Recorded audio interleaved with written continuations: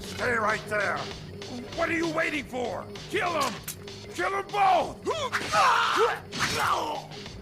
No, wait a minute. Is it money you're after? I'll give you as much as you want. May the saints forgive you, because I won't.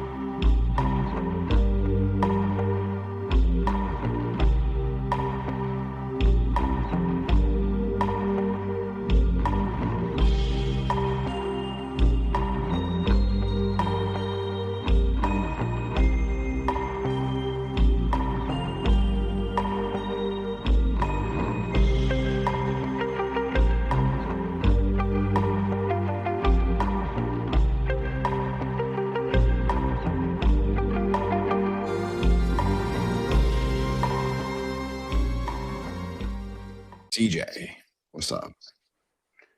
Oh, not too much, Jen. Just enjoying my Saturday here. Well, thank you for joining us. And I'm saying us because Solar is co-hosting. I know he squirms a little when I say that, but it is kind of true. CJ, so first of all, congrats for starting your own feed and for putting work on your Substack. I know that you were working on that for like a year and a half, so good job. Jin's seal approval, not that you need it, but why don't you plug that and then I'll obviously give a little bit of who you are, what you're doing right now, and sort of what you're thinking about and interested in, and maybe even what we're going to discuss. Wow. Okay.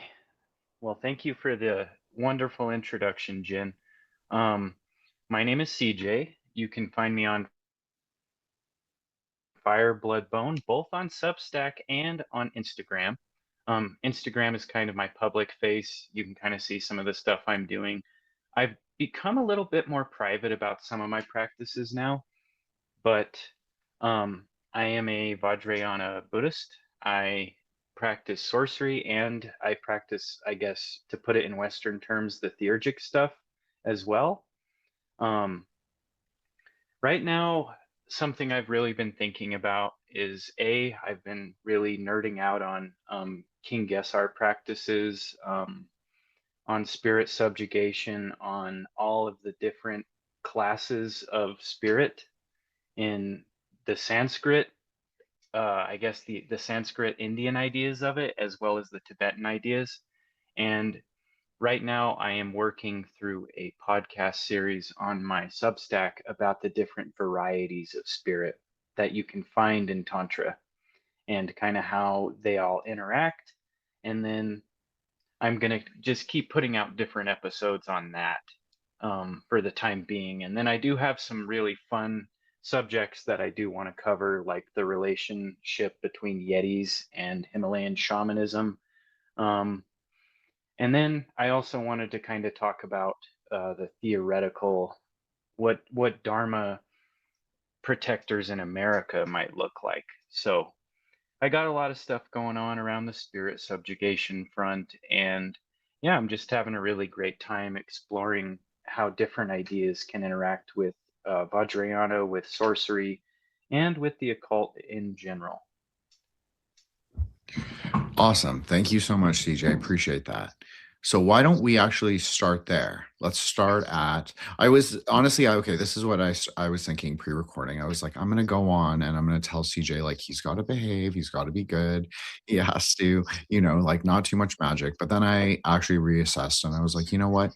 He can say whatever he wants to say and express himself in whatever way he wants. And that goes for Solar as well. So we'll just have a free range, like sorceress discussion. And I feel like that'll be the most generative, most productive.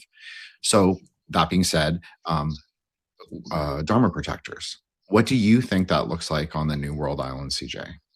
And how would you interact with them? Well, I recently started just kind of a thought experiment and I wrote an article about it. I believe the article was called "The Restless Ghost at the Crybaby Bridge on that Lonesome Road is Tomorrow's Dharma Protector." And I mean, it sounds like just kind of a nuts and bolts, like just a spooky idea. But if you think about it, it is really deep, because even that restless ghost or that fragment or whatever you want to call it, even that has Buddha nature within it. And that's kind of where that thought experiment got me.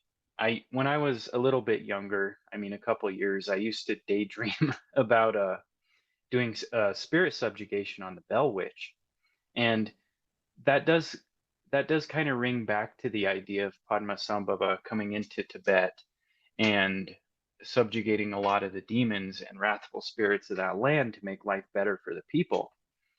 But yeah, I'm just curious what you think about, like, potentially Dharma practitioners in America nowadays going around and not just subjugating spirits, but like kind of healing the land in a way. Okay, well, thanks, CJ. That's a huge question, and sort of, I'm going to approach it more conservatively, whether I, am fully on that polarity, we'll call it, like what my private thoughts are versus like how I'm going to articulate it might be a little slightly different, but I'm going to, I try and come to these ideas honestly. So for me, I think cultivation of the mind, number one, and I think that is how you heal the land as well, like the geo-ontological relationships. I think that happens on the, primordial ground. That's sort of the fundamental place where all of these things can come into focus and clarity and understanding. And so for me, I am, as you know, CJ, I do not really do ghost practices other than like Gana Chakra Puja or, I don't really do chud or any of those, like the ghost calling rituals. But for me, I definitely think yakshas. So I'm more interested in like the relationship with yakshas, like the actual land spirits, because I think, as we've discussed, this is like the proto, or at least it was the true Tantra, maybe we call it true Tantra, quote air quotes, of the temple system, the Mahayana, the Indian Mahayana system. So I think that like the, spirit of the water, spirit under, the troll under the bridge, and then the subjugation of those spirits, or the spirits of various spirits of the mountain. I think this also goes to your point of like Riwo Sengcho, is like the whole purpose of that entire prayer is also a monlam to Samanta Vajra and Samanta Vajri, obviously, and to Padmasambhava. But it's also like calling every single spirit to you to take part in the cedar offering. And also if you do like no red offerings, but if you do tormas or anything like that, which I know you recently made, CJ. So for me, that is how that is probably the most fundamental way I would interact with them, first in my own mind, like making sure my practices are tight, my like ability to stay in sort of the primordial ground and do what I want to, like mind palace activities, do what I need to do there. And then like also, but like keep the sort of primordial non-dual reality, at least as a spark in my mind as I move forward. But then also like things like Riwo Sengcho or one of the Bardo Monlams. Those also call all the spirits to you. Those also sort of seek to placate and make right relations with them. So I think this has a lot of deep Native American, quote unquote, ideas. I think this idea of like treaty relationship. Right.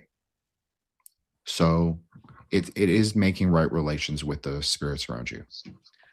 Can I just jump in with a quick like clarifying question, both for myself, but for people in the audience who might not be like intrinsically familiar? Are you sort of establishing an inherent hierarchy of you as sort of sorcerer practitioner above these spirits, if only by virtue of you are actually sort of initiating the action that is sort of calling them to participate, right?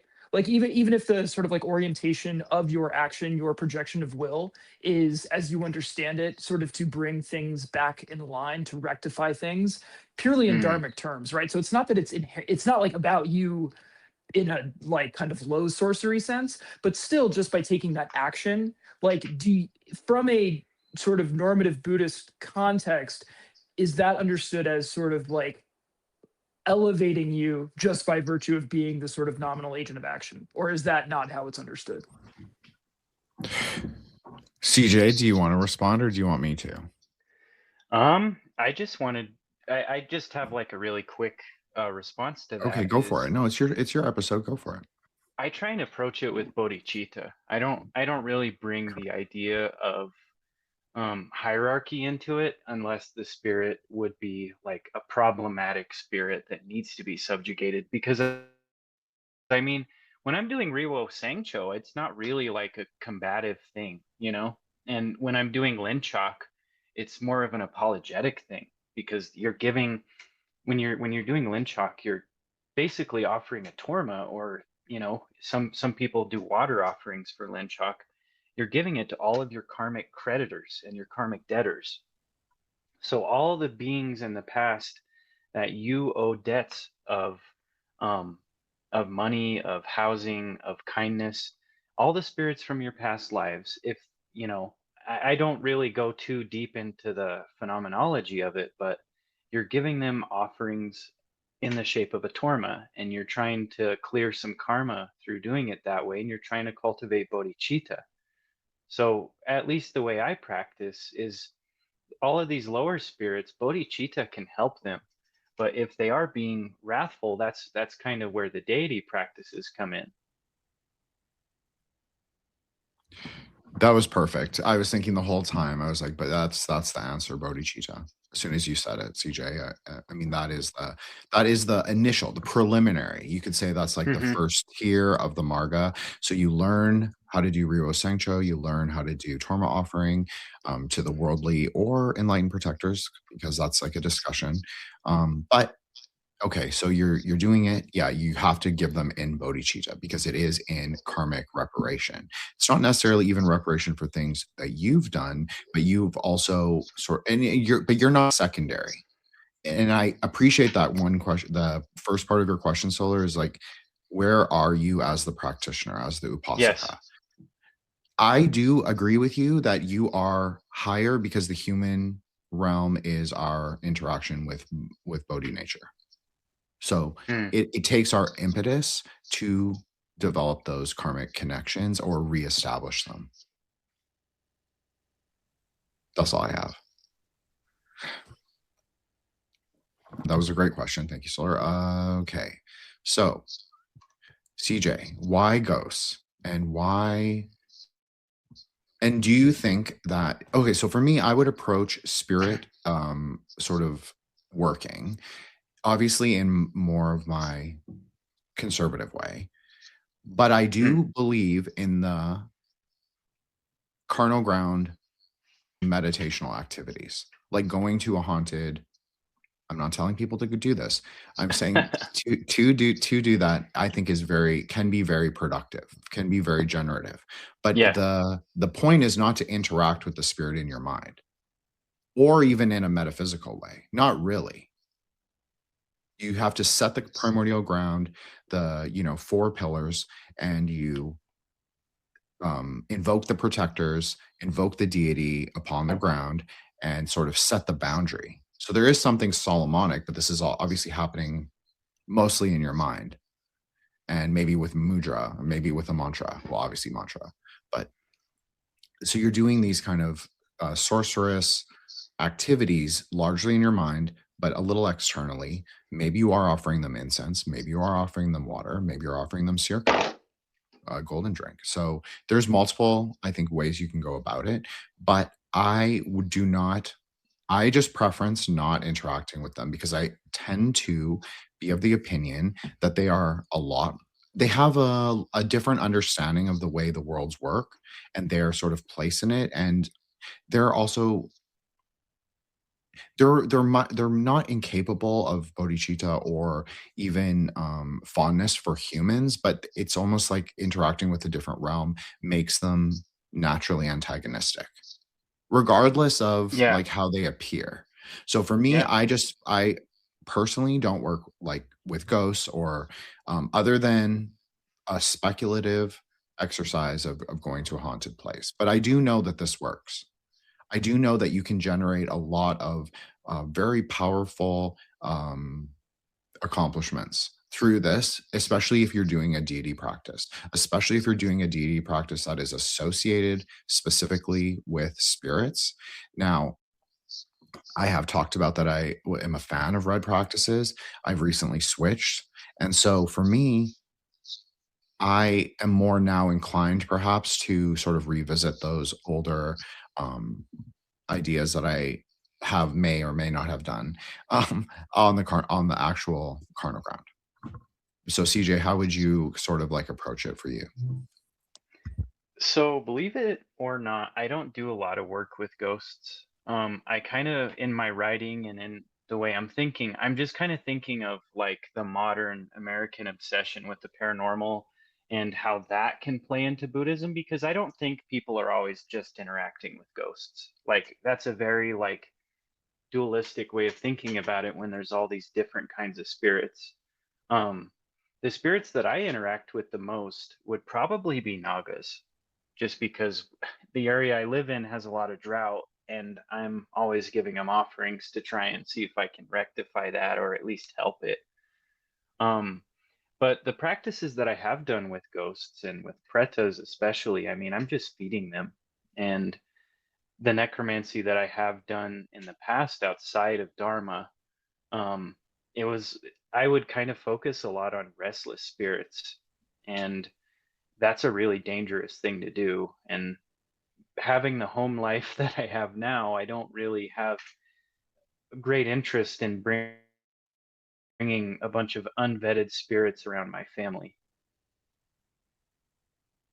I mean, I obviously appreciate that, and that is more the approach I take. I don't really want those things in my house, but I will say there are pacification techniques that are simple. So for a modern Dharma practitioner, 3 sticks of incense at the crossroads, just saying that can, but you have to like actually know a prayer, and you don't have to be like a perfect practitioner, but you have to have some kind of praxis, some kind of daily praxis.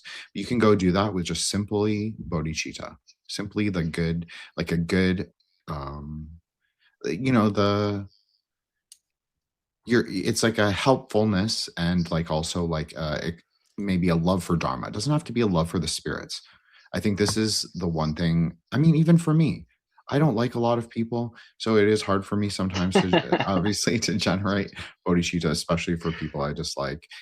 This is for everybody, I think, and you Yeah. just start really small. You just start really Yep. small, and like if you like, for me, like I love my animals, so for me, that's what I think of. Like you have to start, like the spark has to just start in one place. And so, but like a simple crossroads offering like that actually can be very productive in terms of helping you build the sort of capacity, so then you can generate bodhicitta even more. But it will, at a non-dual layer, yes, it obviously builds that. It builds bodhicitta directly, but you might not recognize it or perceive it. This is a very Pure Land way of thinking, though. This is a little bit more of a deity practice, but there's a particular red deity with a horse on his head that sometimes I'll go to the cremation, or not the cremation ground, because we don't really have those here in America, but that's how I think of it when I go. I'll go to a cemetery and I'll do a specific practice there that can kind of, it's a little bit like Nadrin. I don't know if we're able to talk about Nadrin or really go into that one, but it's like a purifying of a lot of the aggregates and the negativities of the people that are buried there. That's a practice that I've done a few times, and it makes you feel a lot lighter when you leave the cemetery. And the idea behind that is you are extending compassion to the shades, because this is Buddhism, right? I mean, we believe in reincarnation, but in a lot of the Buddhism of the Himalayas, there is the idea that there are parts of you that are left behind after you die, and I mean, that's like a whole nother can of worms to open, but that is what I believe that I'm interacting with when I do this specific practice. I'm not necessarily always interacting with just that person as a whole being. No, obviously this is the exact position that I come to at it, is that you're dealing mostly with aggregates, but there might be something external. Of course, I don't discount that or Yeah, dismiss it. it Like, can happen. like it's real. It's real and not real. So it's both of your mind, Yes. but it's also something Yes. else.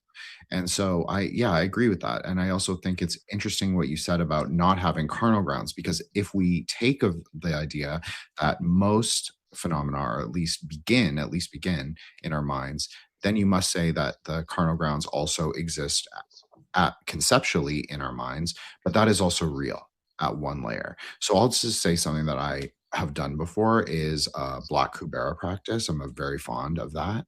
Um, Mm, and I think because he is a Yaksha king, right? And I think yes. this is important for understanding like what the deity's position, like ontological or cosmological positionality is in the mandala, is you have to sort of know their quote unquote relative nature. So Black Kubera is a Yaksha king. He's friends with all the Nagas. This is just a conceptual, mythological, mythopoetic layer, but it has a deeper meaning in sadhana, is that he can he doesn't really subjugate per se. Obviously, he's a black deity, but he really brings into production. That's really his sort of role, is he brings the both knowledge treasury and the void treasury into generation for the upasaka. So it is a wealth building practice, but that can mean obviously many things. The Yes. most important wealth building practices for Dharma is your capacity to practice Dharma, both in this life and in the future life. I see your mic, Solar. Go ahead. Yeah, I just kind of wanted to ask a question here. So you said we don't have charnel grounds, at least, like in the West. That's true in a human sense, right? My day job, since you don't know, I'm on something of a charnel ground, but for animals, right? I work in industrial agriculture. Um, Nice. Not doing any of the killing, but for better or worse, mostly for the worse. And what comes to mind when you're talking about that is there seems to be what for me feels like a categorical distinction. So in something like an industrial hog lot or something, which I'm on for half my day, 5 days a week, um, I can feel exactly what you're describing, but there's a sort of simplicity to the whether you're talking about ghosts, whether you're talking about sort of like fragments of beings or Hmm. these shades, the kind of negative space left over, there's still like a simplicity to them because at the end of the day, we're dealing with something that, it's again, it still might have the same sort of nature of mind, but it's fundamentally like animal, right? It just is there's not the degree of sophistication as you would find on the other end in some of the more kind of fun and games exploratory practices that I get up to in my spare time, where you're feels like you're dealing with things that are at least as sophisticated as you. Certainly, in a lot of cases, a lot more powerful and cunning than you. Yeah, I say you, I mean me, of course. Maybe you're built different, probably. But where they're doing their own thing, they sort of have their own agendas, probably on a completely different timeline, or they experience time in a sort of different way than you do. And some of them are, if they're not explicitly hostile or completely indifferent, you can participate to some degree in what they're trying to do.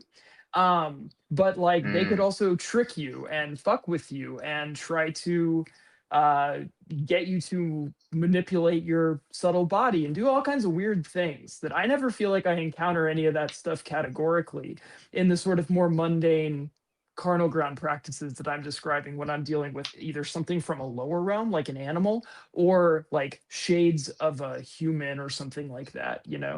I approach those situations totally differently, even though they're all sort of lumped under the heading of quote unquote like spirit practices or something like that. I don't know if that tracks for you at all. No, it does. Absolutely. Like when it comes to these other beings that, I mean, like you said, they're not animals, they're not people. Like in horror movies, like with kind of Christian themes, they say this has never been a human when they're talking about demons. And I'm not necessarily talking about demons, air quotes, but yeah, these other kind of spirits, they do have a craftiness and we can't understand their motivations.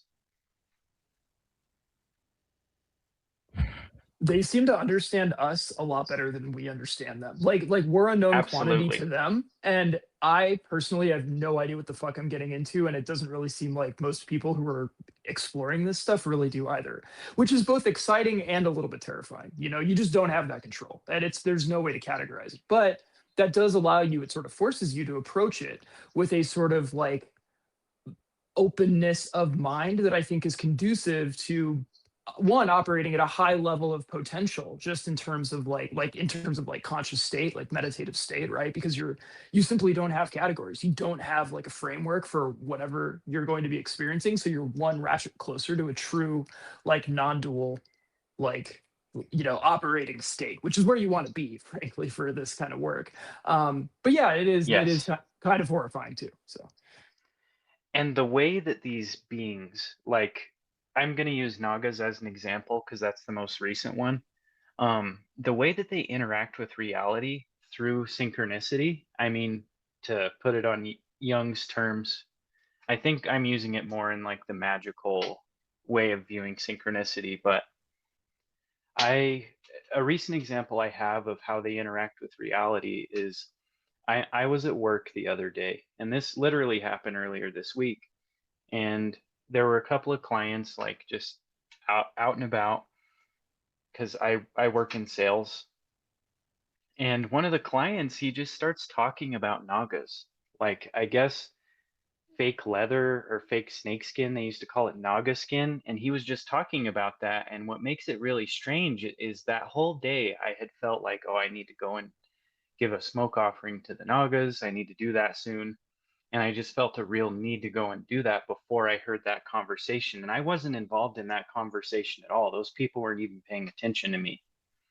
And the implications of that are really strange.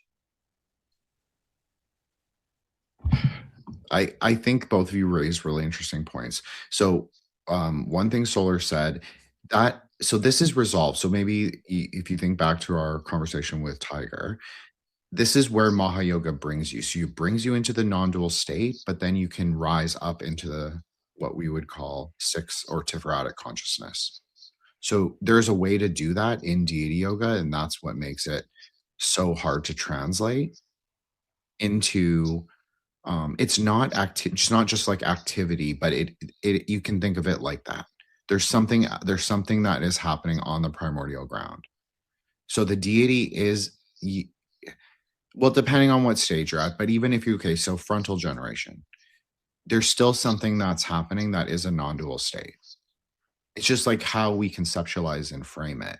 So like, but I love the idea that, yeah, there is a differentiation between the kinds of quote unquote spirits. This is something that Buddhism resolves really well through the categories of like the spiritual categories of, or the categories of spiritual beings, excuse me. And so this is really well understood in the Tibetan and Sanskrit literature. This is not based on the Vedic ideas of spirit categories, but it is informed by it. But it's not the same. It's a lot more there's many like spiritual epistemes. It's not just, and it's not even just of the mind, because it depends on like your school. It's very sectarian, and it's also dependent on like what tantras they practice. If you practice a carnal ground tantra, you're going to understand the world in a more carnal ground way. If you practice a non-dual tantra, you are going to understand that maybe it's more nebulous.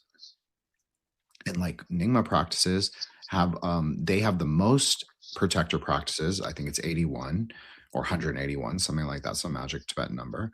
And they don't, most Nyingmas don't even do a protector, not even enlightened protector. They just don't do any protector, like not even torma, not like think of it, not incense, not anything. This is true for most contemporary Buddhists. The only maybe difference, I think, is that Asian Buddhists in Asia, Vajrayana people, they do tend to do it on the rote schedule of the monastery or of the Dharma center. Yes. So if they'll have like a lunar calendar, not the same one that we use, like the one that I tend to use, but they they'll see, okay, Torma offering for whomever, Mahakala, so enlightened protector. So I'll bring a barley doll, and or wine or circum or whatever it is, whatever the everybody has their own different way. So then they'll do like a puja to that world, like enlightened protector. That's how most people engage with it. And then once you leave the Dharma center, you might actually go pray at the at some Kali temple, or at some Tamil temple if you're in Singaporean, or if you're Malaysian, you go the Taoist temple. So there's like a sort of affinity and affiliate sort of like practices that are supplementary, that are utilized. But this is an imperfect model for Tantra because, in my opinion, obviously it's not just my opinion, but it's a complete system in and of itself. So depending on your skill, practices that you're doing, you're going to have these kinds of like you're going to have ability, like not abilities, you will have ritual prescriptions to deal with all of the arising phenomena. And Yes. but I also agree that there's difference in the quality of spirits, like even between spirits, like, okay, so a Pisahachi or a Pisahacha, both, those are the aggregates of all the shades of spirits. So while an individual human shade might be very impotent and not powerful, it's in the multiplicity that they form, and they sort of form a mass consciousness. So that is when you're getting into stuff that's quite dangerous. Yes.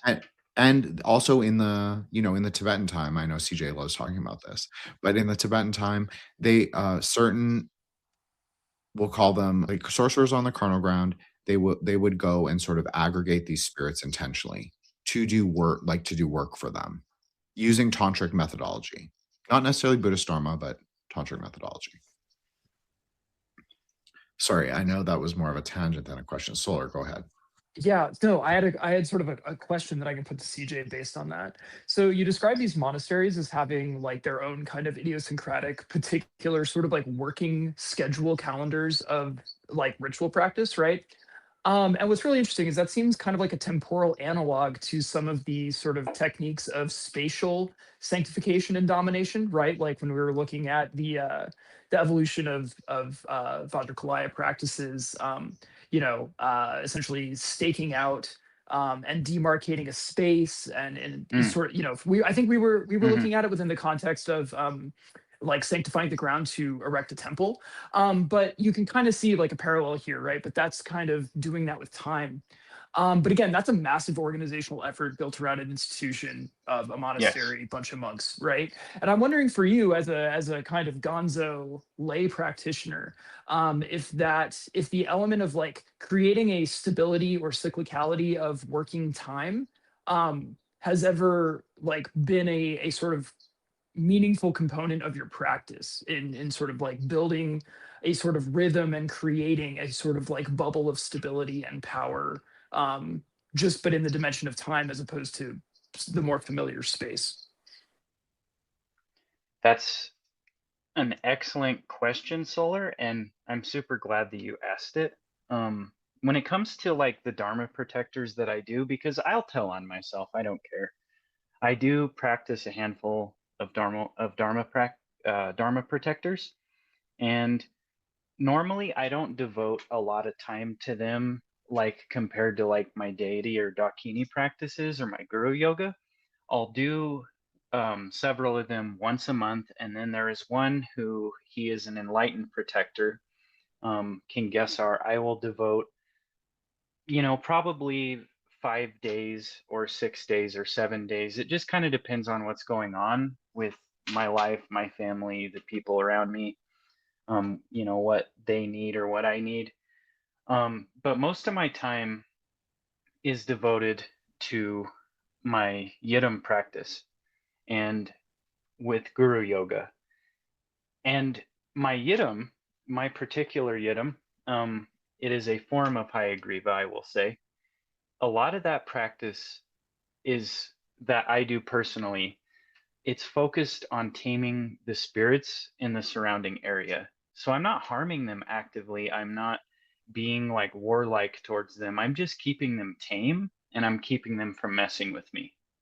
And any other supplemental practices like Riwo Sengcho, I've started doing that one a lot more. I've started doing a lot of Lungta practices, which is wind horse. I'm trying to build a lot of auspiciousness for myself, for my family, for the people in my area, and I'm trying to create a foothold for myself as a practitioner to keep the outer distractions from messing with my practice, from messing with the safety of my family, with the safety of our livestock, because we do raise livestock. And all of these different factors, I like the way you put that. I am trying to create a power bubble, if you want to put it that way. And the tools that I use as a lay practitioner, as a practitioner of sorcery, the tools that I use, I usually do my very best to not be antagonistic to anyone other than some of the darker kinds of spirits, which, if Jin wants to kind of riff on that, I'm sure he could. That would be like the Damsri, the Gek, and other spirits of that kind. That was a great answer and also a great question. Like, for real, I was very impressed with both of Yes. you. So yeah, I think yeah, you have to be in keeping with a kind of time. Now, what kind of time is that? I think that the Tibetan lunar calendar provides a lot of interesting opportunities and solutions. Absolutely. Right? Absolutely. But it is only one kind of calendar, I admit. And, like a Chinese Mahayana practitioner would utilize a totally different calendar. Taoists use a totally different calendar. So I think it's dependent, but I do think like the standard Tibetan astrological calendar is quite good. And you can always supplement that with the Jyotish, with just like the normative Yes. post-Vedic Indian stuff.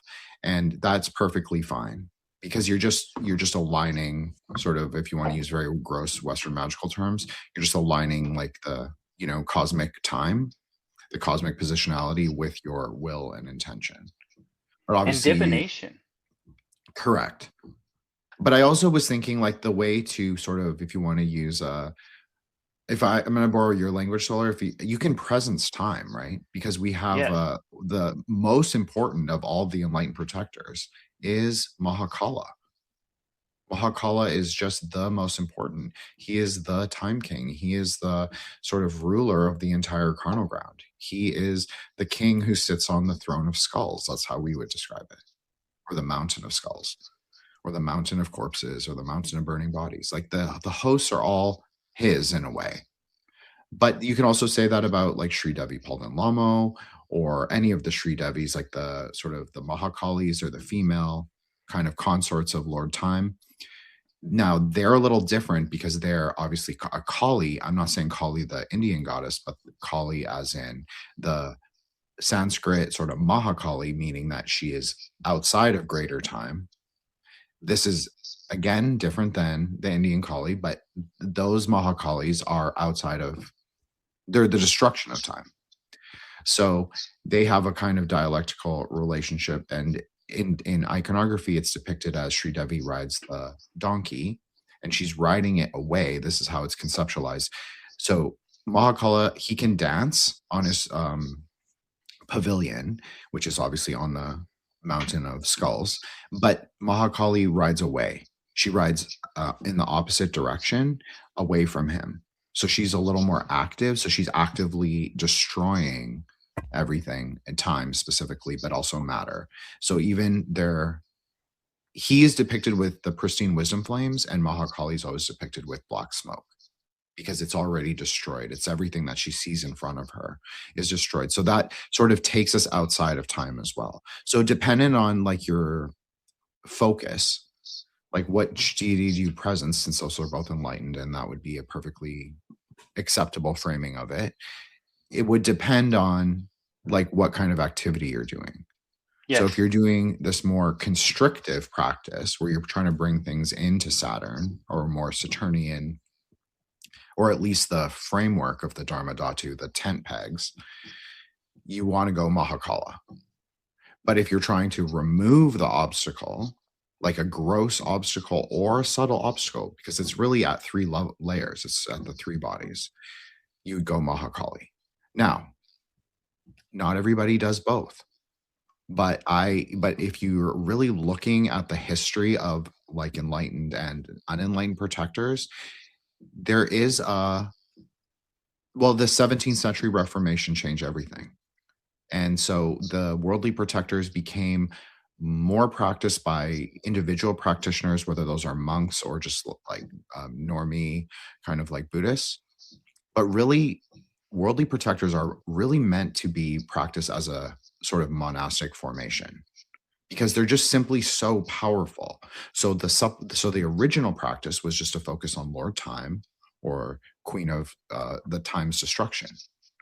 So that would be a way to sort of like form ontological relationship with time. I think that's right. Anyways, okay, dark spirit, CJ, what do you have for me? Or what do you want to talk about in terms of dark spirits? I wanted to veer away from that just a little bit, Okay. and into the more ontological American specific stuff, because this is something I've been thinking about for years, and I've touched on it with you, Jen, and I've heard you and Solar touch on it a little bit. So a book that I recently started reading is Peter Levinda's Sinister Forces. And I mean, whether or not the guy's a Fed, who knows? I don't know. But his idea of the mounds kind of being this remnant of a civilization that we know next to nothing about, and then the parallels of the mounds with a lot of the ruins in the Southwest where I live. And something that I've thought is, what does it mean bringing the Dharma onto a continent? And I mean, this applies to South America too, with all of their megaliths and pyramids. What does it mean bringing the Dharma onto a continent that has all these forgotten, lost civilizations? Like we don't know about the local spirits here. We don't know what these ancient civilizations were up to. We don't know the full extent of that. And I'm sure that there's a lot of really pissed off shades or spirits of the land. Like the parallels between Padmasambhava coming into Tibet and the Dharma, or the Vajrayana Dharma more specifically, arising in a continent like this, rearing a new face and having to adapt to the landscape. It doesn't seem like that work has been done yet. So what do you guys have to say about that? Like, this is something that I think is super important to consider. Well, I have lots of ideas, but if Solar wants to go first, he's welcome to. Yeah, I'll go sacrificially real quick. I'm gonna try not to sound like an angry brown person as I say this. I'm also from the Southwest, by the way. My roots go as far back as you can go in that regard. Um, yeah, so one of a few reasons I can get so antagonistic, not just towards like Abrahamic faith, but also towards like what I consider like broadly this kind of American imperial culture, Yes. is that it's not just like whatever other issues that I have with them, and those are myriad, but there's also this aspect where I think these things act as kind of a collective like psychic or spiritual like dampener, like a suppressive field that's created.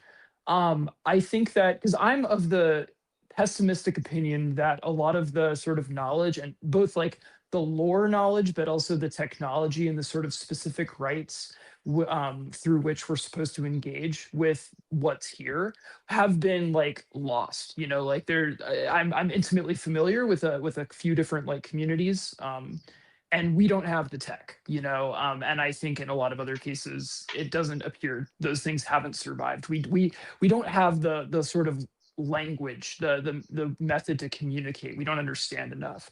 However, I think that those things, those, I don't want to say forces, I'm not trying to sound like some weird like sinister thing, but they're still here.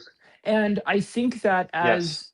as the Imperium wanes and as we sort of move away as the kind of, I don't know, the terminus of Christianity kind of breathes its last. I think there are going to be spaces opened up, not all at once, not everywhere, for these things. These things will naturally reemerge both on the land and in the blood, so to speak. Right? There's like I don't mean to be weird about that, but there is some kind of I think a deep sort of like biocultural uh force that sort of comes out to greet what is there, quote unquote, externally in the environment. Now, again, I'm sort of speaking from a dharmic perspective where these things, I don't mean that like dualistically so fixed, but insofar as we need to sort of speak that way, I think there's a lot there. And I think we're going to like things will just kind of come back into presence in what appear to be new and surprising ways over the next 200 years.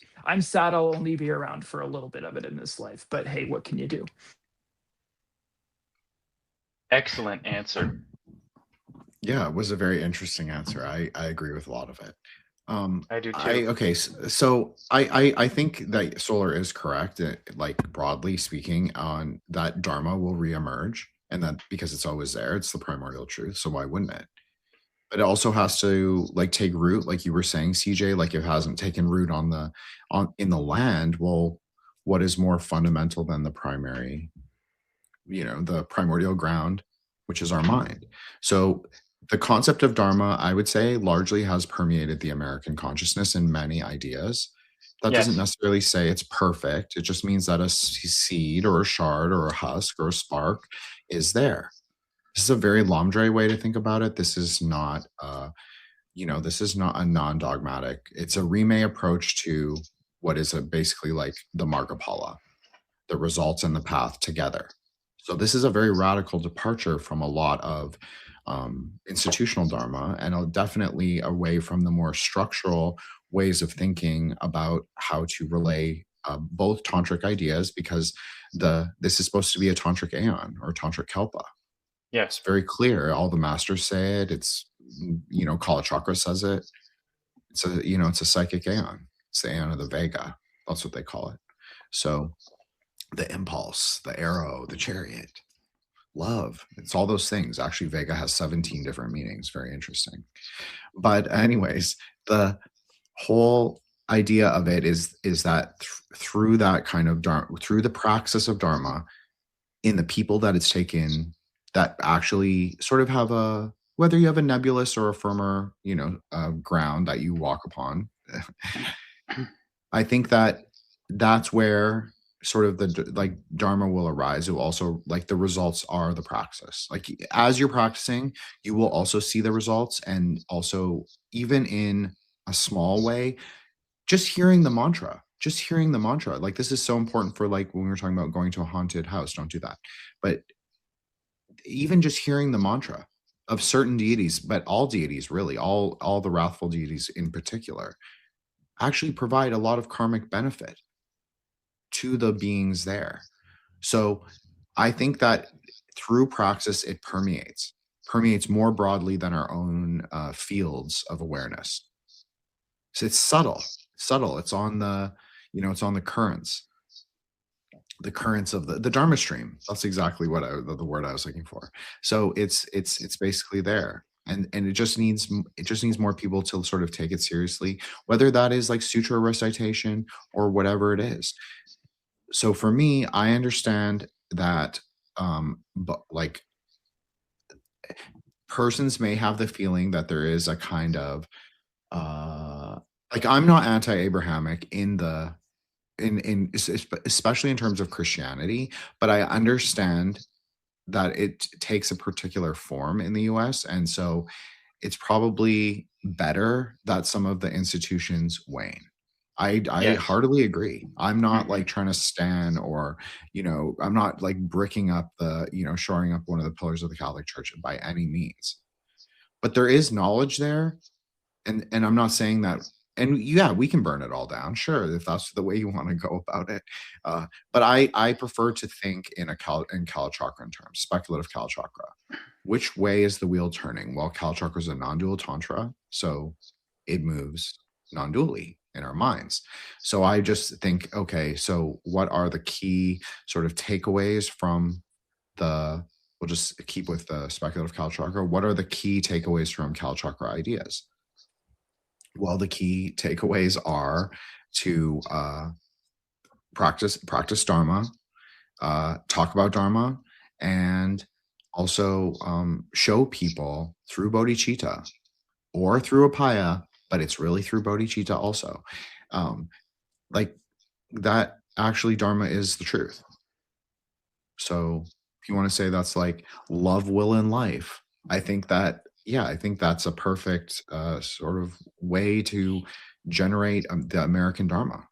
Doesn't have to be like traditional or like the way the Asians do it. It is interesting because I agree that the technology isn't there, or at least the knowledge isn't there of how to do things, but the Tantra does offer a lot of resolutions. Just my opinion. Yes, Okay. absolutely. So, sorry. Solar, go ahead.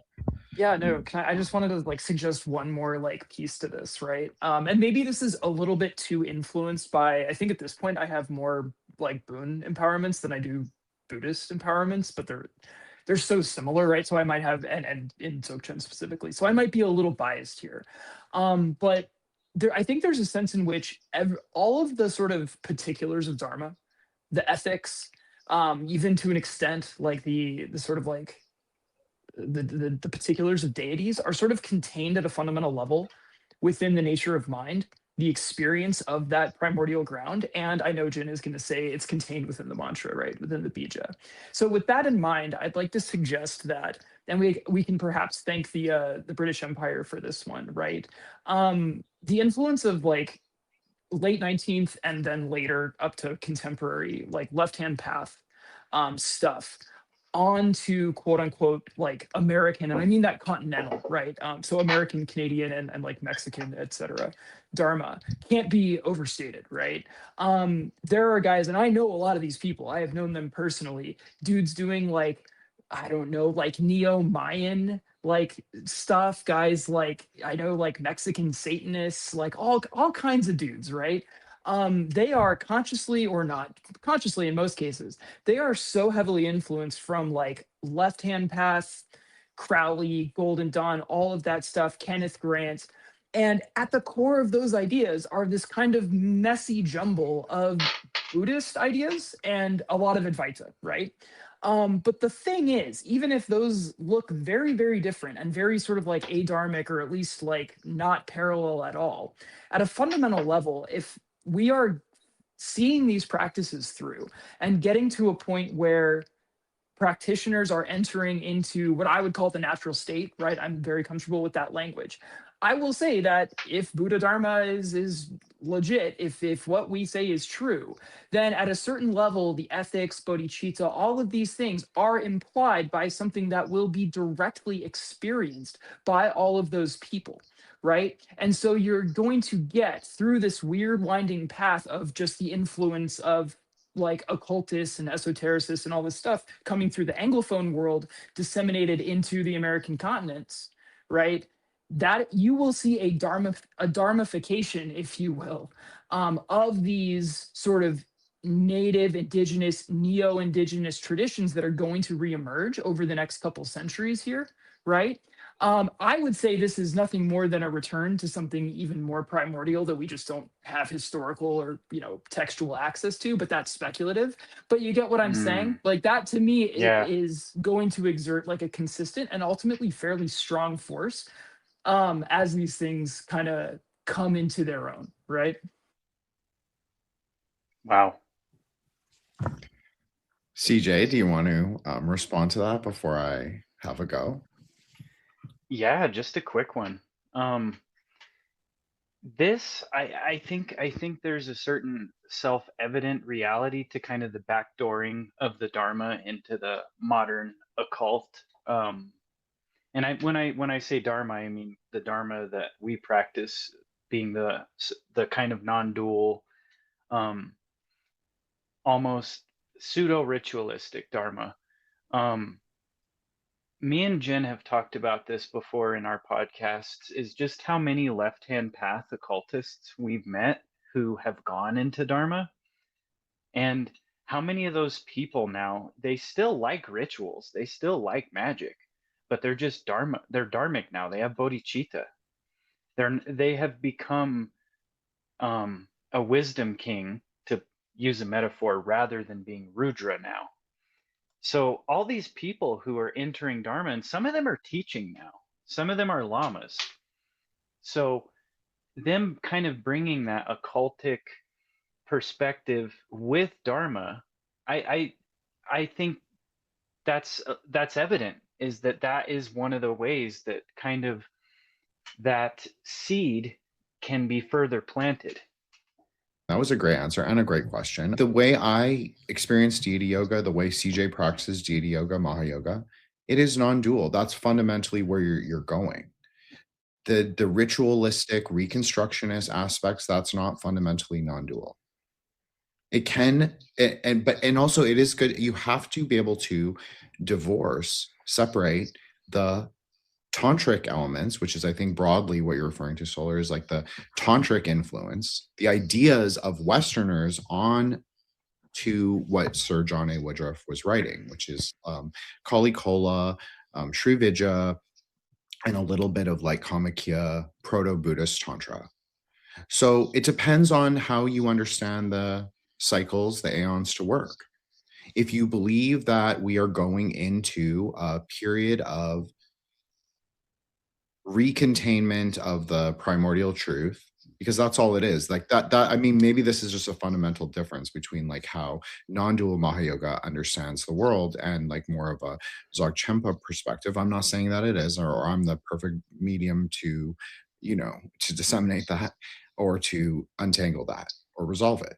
But what I will say about that is, you're right that the word is magic. The word is fundamentally magical. This is like a Mahayana perspective. This is a Tantrayana perspective. And this is also like the secret of all Tantrayana, is that it was never called Tantrayana. It was always called Mantrayana until the 17th century, sorry, 18th century. Always called Mantrayana. And because it is the rectification of the Vedic Sanskrit.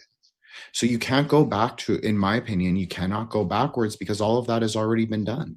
People have already been they've already had the Mayan religion. They've already had the whatever, American Werewolf cult, whatever it is, that all has already existed. Whether we understand that to have existed or not, we are not reconstructing anything. And even to like position like the deities, like I know it makes people uncomfortable. I get it. Nobody understands more than you, Solar, that I understand that it makes other people uncomfortable, this like idea of Mahayoga. I get it. I'm not even saying that the sort of forms and containers have to be exactly the same, but the generation of bodhicitta is so paramount. It's such a fundamental importance to at least Buddha Dharma, that it cannot really exist. You cannot really do primordial ground mind palace activities without it. There just is not a tantra that I'm aware of where it does not say that it is fundamental. This is strictly speaking from a Buddhist tantric. Now, if you're looking for Sri Vidya, if you're looking for Kali Kola, if you're looking for Bhairava tantras and their like influence on the American occultists and the contemporary left-hand path stuff, of course, it's all there. They've been, I would say, grasping at it since the John A. Woodroffe translations. Crowley did understand a lot of things. It's just that the framework for which they had to understand it was incomplete. Oxford had just begun translating the Sanskrit text, the Newari text, at this time, right when he was writing. So it wasn't like there was a great body of literature. And like as CJ has mentioned on other episodes, even the best tantrics, this is true for Tiger too, and him and I have spoken many times about this, is that you do have to sometimes draw from academic texts, not for the practices themselves, but for different ways of understanding the iconography, for different ways of understanding the implements of the deity, because these are not always the context, exactly. And that is what the preservation of the iconography is really for. Because the icon itself, even if it doesn't depict a mandala, the deity itself is the mandala, because what is the mandala? the mandala is the bija. And as long as you contain the bija, as long as you know what the bijas are, and there are Aeonic bijas, there are bijas that specifically go at certain times. This is obviously a Kalachakran way. This is not for every Tantra, but for non-dual Tantra, this is how it's understood, is that every Aeon will have its own series of bijas. It's not just one. This is obviously a point of contention because Taranatha says that the Hong bija, I'll just say because Hong is not really it's not really esoteric, it's really an exoteric bija.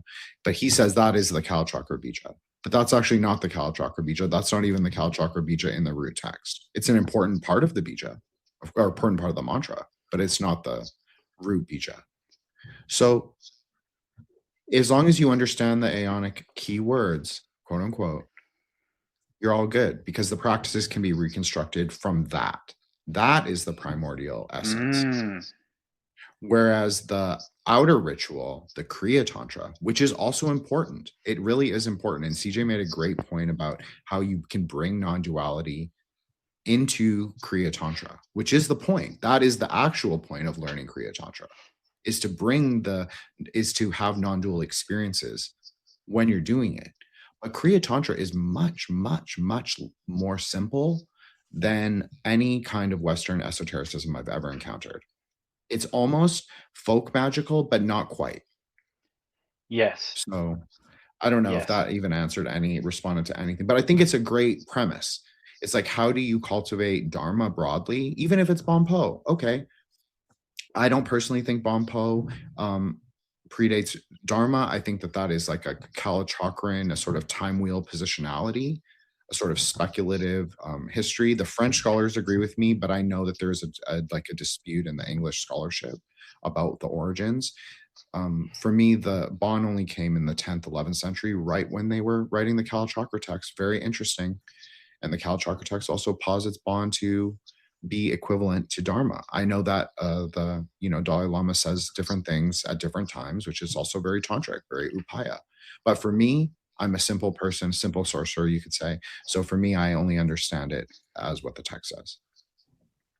Can I ask yeah, absolutely. a question? No, to CJ, because I see this like slight pivot point. So if we're trying to take stock of like what in our sort of inventory, conceptual, ritualistic, whatever, is like genuinely universal, and so we're trying to see like what might have like direct application to like the new world, like the sort of Hapabornian world island, as Jin would say, right? Because the sort of like traditions, the sort of like understanding of for instance like the spirits that are here, perhaps protectors and things, like sure you can do like one-to-one, oh, the Thunderbird is a Garuda, but like at a certain level that that doesn't really seem productive, and it not just that it becomes a little bit disrespectful and reductive, but it's like I agree with you. I don't necessarily think the book is closed in terms of taxonomies, in terms of like types of stuff there is, there might be genuinely at least somewhat distinct new things, right? So like how do you approach that when you're like,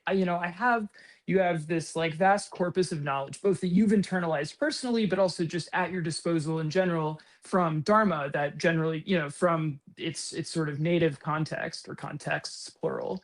So yeah, like how do you approach that in terms of like what stays the same at a meta level, and then where do you have to like work on your toes and adapt, just in terms of, I think that's enough.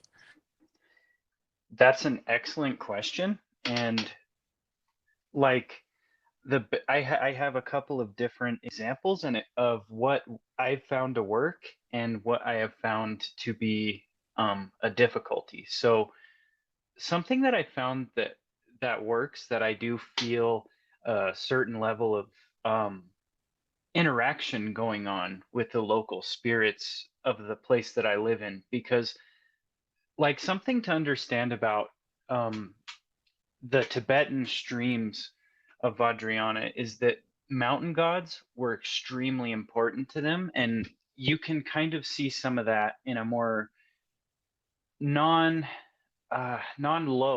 I don't mean a higher level, and I'm not saying low as a pejorative, but I'm saying it's more enlightened in view. It's more of a pure view way of looking at the mountain god cult, and that would be the practice of Riwo Sengcho.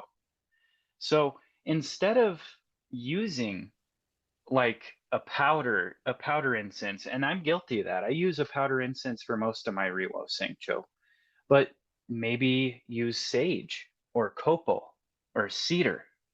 Maybe use that instead, something that is a little bit more, it has American blood within it. And making little adjustments like that to kind of regionalize your practice. Because like I said, you know, you and me, Solar, we both live in the Southwest. So sage or cedar, they would make excellent offerings to the local spirits. I've also, on occasion, when I'm doing more general practices, not aimed at a specific spirit in a location, I will offer tobacco. And I have seen some good responses to that. Now, when we're getting into other practices, like, so I'm going to give an example from one of my favorite texts in the whole Tibetan corpus. That would be the Lu Dunma. And it is a text based around the 7-line prayer with Padmasambhava, and there's some sorceress stuff in there. There's some non-dual guru yoga in there. It's just, it has everything. It's a great book.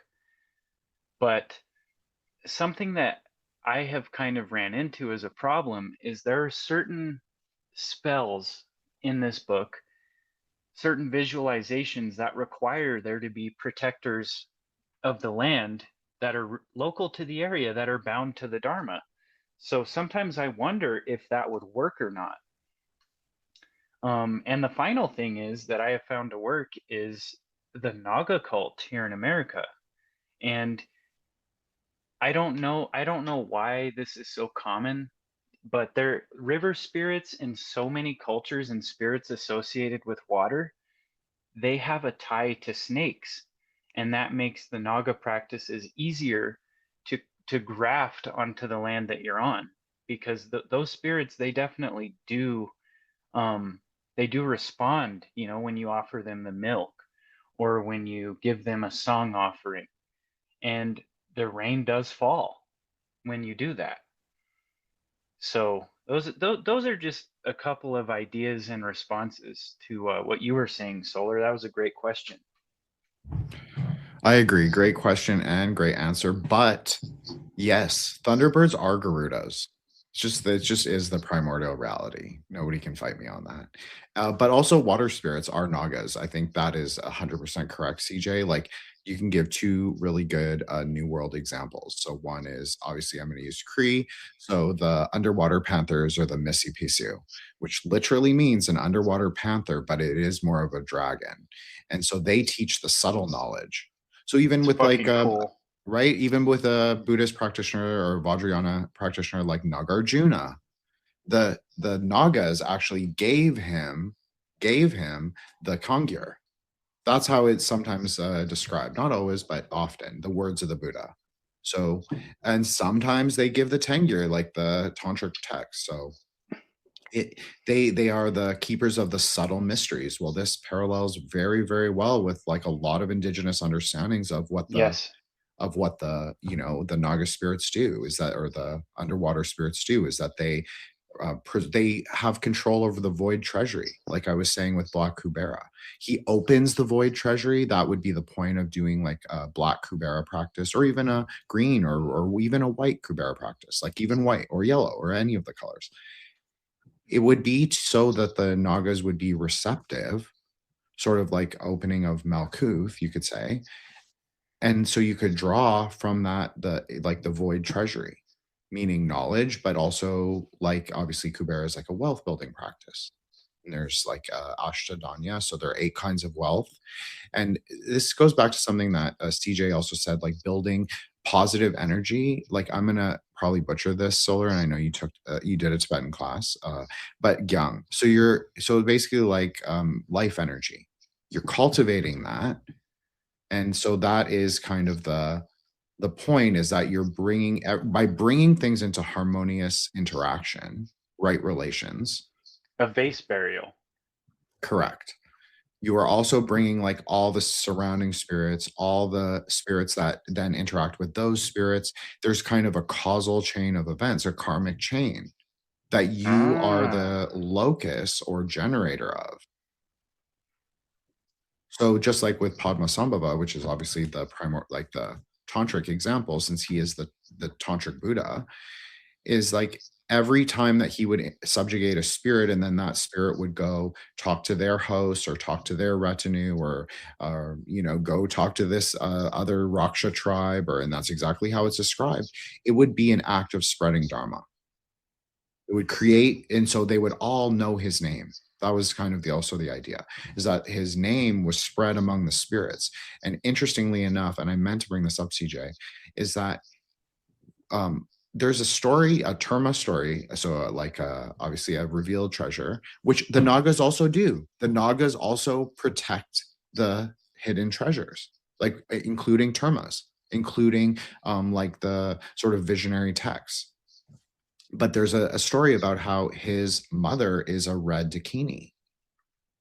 And his father is obviously King Indrabhuti. This is one version of his autobiography. mm-hmm. But through his birth, his self arising on the lotus in the middle of the lake, all the Nagas came to see him, all the, Gandharvas, all the Garudas. And so his like sort of spiritual renown was already in the worlds. So he just had to go and sort of undertake that. And this is like a more inner layer. So you don't have to take it literally. It's not like the myth is necessarily real. It's just that he's sort of undertaking the karmic liberation of all these beings who also recognize him. So you could say there's like a sort of a non-dual awareness. So what I'm saying is that it is possible. It is theoretically possible for a practitioner to be like a local Padmasambhava. Maybe not, maybe not as potent as him, but aspirational for sure.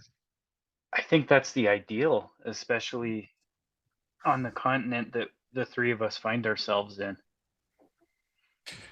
Well, this goes to like a voodoo example. So you have the Simbi spirits, and obviously in Benin, Nigeria, and Togo, you have the Mami Wata spirits. So this is just not about to say that.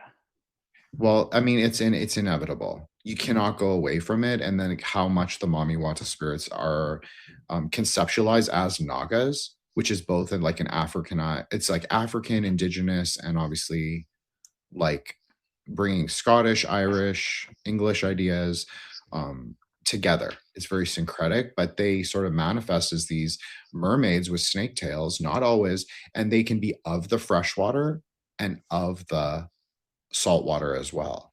So this is a very important and very subtle tantric distinction between like the natures of the spirits.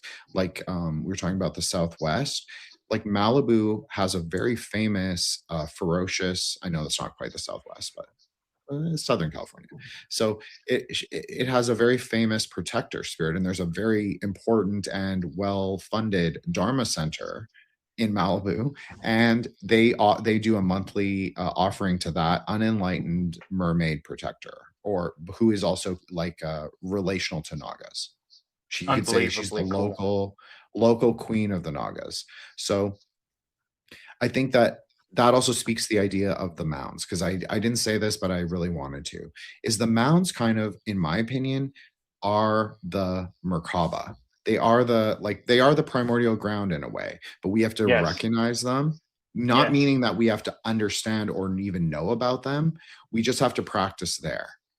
And then through non-dual gnosis, hopefully we'll gain insight in how to construct the mandala. But that already exists. Like Solar brought up Vajrakalaya, like to peg out the primordial ground. That already exists. You just have to go there, do the mind palace activities, and that's how I would conceive of it personally. But you could Yeah. also do that. You could also bring like however many, 60 and 61, so however many that is. But so you would bring those and you could like do like a whole staking out ritual with a namka, with like a sacred thread, and do all the invocations and do all of that, and the elementals and the not north spirits, the spirits of the wind, the 4 cardinal wind protectors, the dakinis of the angles, all of that. You could do that, but you could also just like really understand the fundamental nature of the sadhana, and you could just do Vajrakilaya. That's sort of what the point of doing. I think the more standardization of the deities, I think that's what it's for. I think it's more for the modern American and just modern practitioner. I think that instead of giving them a complicated mandala, they're saying, okay, give you this deity. Well, how do you understand this deity? Well, I understand them as the word, as the mandala, and as like a non-dual state. But someone else is going to look at them and say, okay, it's a deity. But that is the first part of the marga. Again, there are 9 stages of the marga. So, you have to start somewhere. So I think that American Dharma can be easily adapted. And I think it already exists in a large degree. And even for all the kind of hatred, not hatred, I don't hate any yana, but for all the kind of shade I throw to like the Zen bros or to especially the Theravadins, especially Western Theravadins, I think that even in their sort of misapplied attempts to sort of filter Dharma through, and maybe I find them overly traditionalist, overly reliant on like very semantic ideas, I actually think that it does help in a way because it puts the ideas in broader consciousness.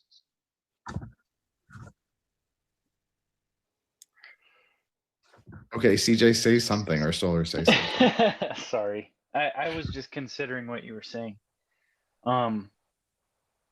I would agree with you as far as modern Dharma goes, because even the most secular forms of modern Dharma, like the I fucking love science paradigm kind of Dharma, it is getting a lot of these non-dual ideas out into the conversation as a whole.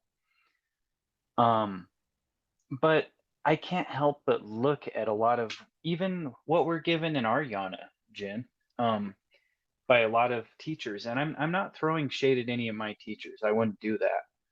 But it does feel like we are kind of given like a watered down, overly simplified sometimes version of the Dharma. And it is stripped out of a lot of these, like we can go into the idea of psi. We're kind of not really given a way to access that. So sometimes I just wonder, like, in the coming aeon of the daughter, as you've talked about, Jin, what is Dharma going to graft itself onto here in America? Like, if you look at Vajrayana and the Himalayas, right? So they had this shamanism that was pre-existing there. Like Mongolia would be a great example. Bon and its influence with the Dharma. I mean, we could argue about how old Bon is, but a lot of the pre-Buddhist shamanic practices, let's say, like that's what the Dharma grafted itself onto there. And so that's where a lot of their protectors come from. And the same thing can be said about like the Dharma in Thailand, right? You have a lot of these yaksha cults with the banana trees. You have a lot of like I'm going to butcher this pronunciation, so I'm sorry to any Thai bros who are out there listening to this, but Tao Wesuwan, a lot of their ghost cults, like what in particular would the Dharma graft itself onto in America? Would it graft itself onto like, redneck, Asa true bro paganism, or would it graft itself onto American evangelicalism, Native American beliefs, a mixture of both? Like, what, just speculatively, what would that form look like? Well, Solar, do you want to answer this? Yeah, go ahead. Of course I know him. He's me. No. I Yeah, I mean, we can speculate directly as far as like what that might look like. I was gonna say, kind of categorically, I feel like I hope we sort of end up with maybe in another 10 years or so a sort of track for this that's the like Dharma for crazy magician sorcerer people, right? Because Based. because what you're saying, right, has also been my experience. I just have a lot less depth in it, right? Because I've only been practicing a few years, right? But like I do all of my sort of sorcery and weird stuff in the Western tradition just because I have more background in it. So I've sort of merged these two practices on my own, right? And I'll be looking at like, okay, I'm gonna do this like Deficciones. I'm working with these kind of Western like god forms over here. And then I'm like, wait, I can just turn to the Vajrakalaya Tantra. I can Yeah. take this conceptually, do this, do this. Okay, now I'm going to assume this God form and do this. Like these ideas are filtering in anyway because I have the internet and a little bit of chutzpah. You know what I mean? And so if there's going to be guys like me, and I am not unique, I am not special by any means, right? Since I already have a bastardized, decontextualized access to all this stuff and enough creativity and idiocy to try it, like I think there's a window there, and there's like I'm sure tens of thousands of people like that, right? At least. Yeah. So just be like, okay, Yeah. look, if you're going to be doing that stuff anyway, let's bring that in to a slightly more formalized context. Let's establish like a teaching relationship, a mentor relationship. Hmm. Let's actually like cultivate bodhicitta. Let's actually Yes. like lay some Yes. genuinely dharmic groundwork to support these practices rather than just ripping and running and doing whatever the hell and staying unaffiliated, not really building any kind, you know what I mean? Like there's Yeah. clearly a better way to do this, but it does require like a little bit of like give on both sides, I think. And I think there is that openness on the side of like the schizo practitioner, because like I know there is for me. And again, I generalize from myself, but I think I'm fairly like typical in that sense. And like I've yet to encounter like I mean, there are very cool like individual people on the internet, right? But in terms of like in anything approaching like an institutional home or even like people talking about this in a more institutional context, like I just haven't quite seen it. But it almost feels inevitable just because there's so much demand for that and there's so much organic, enthusiastic engagement with dharmic like everything, like theory, but really just tech. I know there's a lot of problems like reducing things to like ritual technology and sort of magical technology, but because these lineages and the textual traditions are unbroken, it's just there. And again, with the internet, people are gonna find it and just be blown away and want to use it. They're gonna use it no matter what, you know. And you can only see that for so many years before I imagine you're a llama, you're a dharma center, you have to be like, okay, how can we like address this like with any degree of intention, you know, like that just has to happen, right? It's happening right now, I think. Like I've talked to several different llamas who are kind of they're starting to veer a little bit more into the ritual side and the magical side. They're kind of starting to be like, well, I'm going to teach you how to do these healing rituals for the land. I'm going to teach you how to do sur. I'm going to teach you how to do Riwo Sengcho, and there's like a little trickle of that going on, but I don't think it's as big right now as it really needs to be. It's not really matching the demand. Okay, so I want to go back to Solar's like kind of initial question, which was like, how do we understand for Tantra is for sorcerers? Like, let's be very clear. Like, Yes. it's the container that it's intended for the occult practitioner, the terminus. Although I, of course, believe in everyone, including everyone here's infinitude, and I would never try and, block that in any way. But what I'm saying is that Tantra is that is the vehicle, that is the yana, that is the chariot for people who are sorcerers. That's the whole idea. Nor like people who are a little like more a little esoteric, like maybe we'll call them the outer astrology, like new age crystal people. That's Mahayana. And like the more you want to talk about like the Calvinist impulse of Americans, though that's Theravada. But I'm not saying Absolutely. it can't be something new. I agree it can be something new. I'm not someone that's stuck in the institution. But I also agree that, like, if the texts exist on the internet as they do, as Solar said, and you are merging technologies, as long as it is Buddhist Tantra, specifically Buddhist Tantra. I can't speak for Kali Kola at all, but Buddhist Tantra, yes, that will result in dharmic seeds. Now, how fruitful and like able to cultivate every individual person learning from those people, no, probably it will cause karmic chains, but that's inevitable. We cause karmic change just through our mind body speech, like every moment. But that will help. That will like actually plant the garden, you could say. Just people doing that, even if it's an unenlightened activity. This is a very tantric way to think. Also, depending on what school. So this is where we go more Rime, and again, I use a Yes. Lamdre perspective. CJ is much more of a Nyingma bro, and I totally respect it, and I was for a while too. I'm going in a Lamdre direction, so total non-dual, not total non-duality. The Margapala. I personally think that as if people are reading the tantras, like I'm not telling anyone to read tantras, or especially don't read tantras you're not supposed to, supposedly, on the internet. But In Minecraft. right, don't do that. But I can't control what anyone does. But I believe that this is also a Lamdre idea, like directly.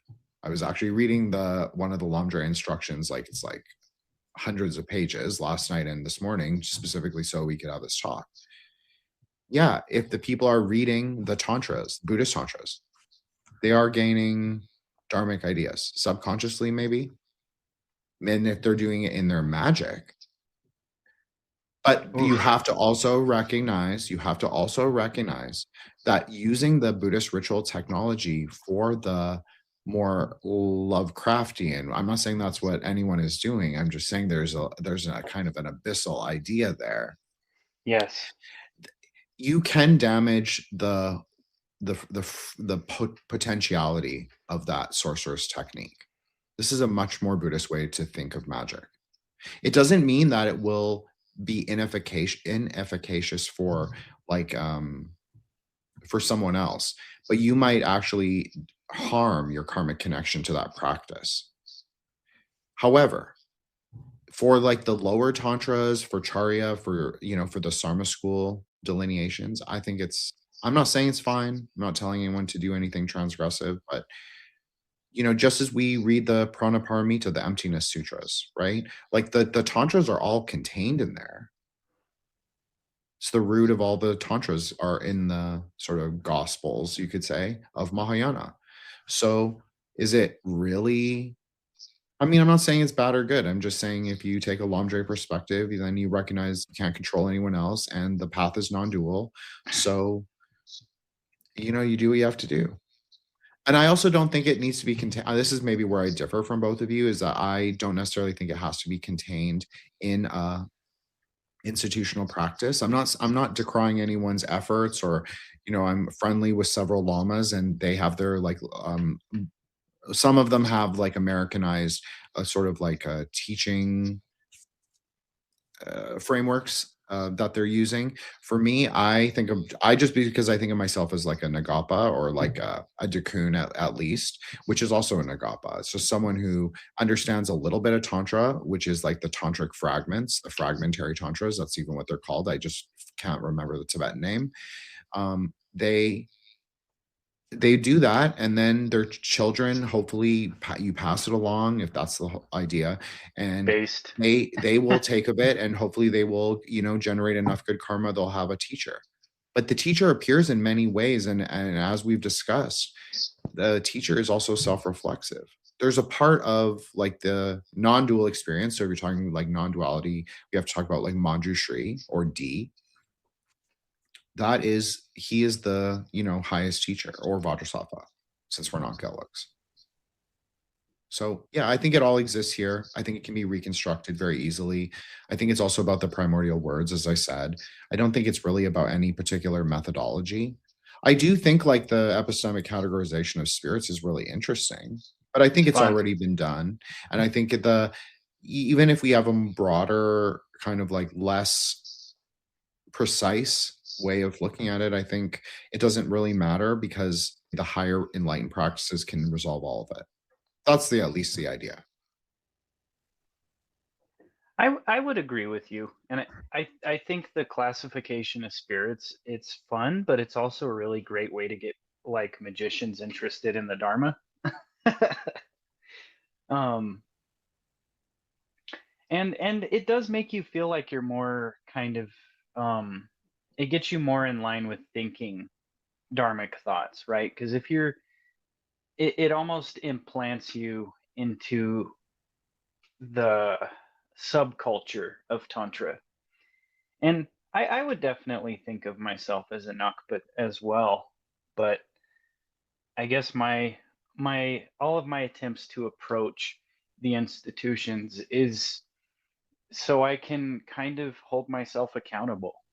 And so I can have some guidance and mentorship, because I mean I've done practices that are a little bit more wrathful, and I've definitely gotten burned from them.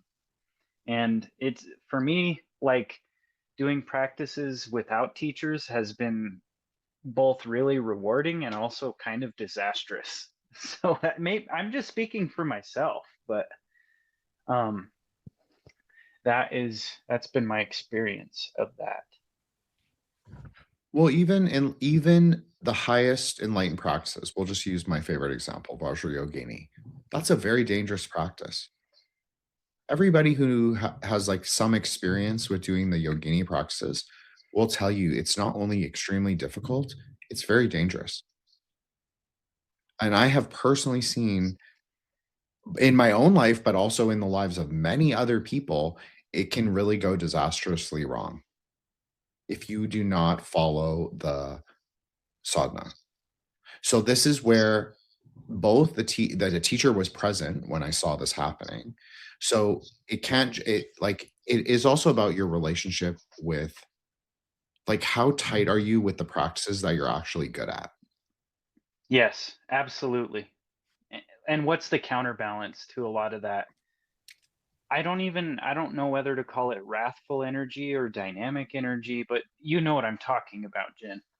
I mean, it's so explosive. That's what I'm talking, not Yes, talking about the that's a lower perfect word. dakinis, right? Or the lower, no, I'm not saying it lower as in like even cosmically or ontologically lower, but I'm talking about like highest yoga tantra for yoginis. You're definitely getting into something that is very dangerous and very explosive and very powerful, and it can be very karmically implicative. That's the one Yes. danger Yes. of like Yep. people. But again, but you can also order Vajrayogini I'm not saying to anyone to do this.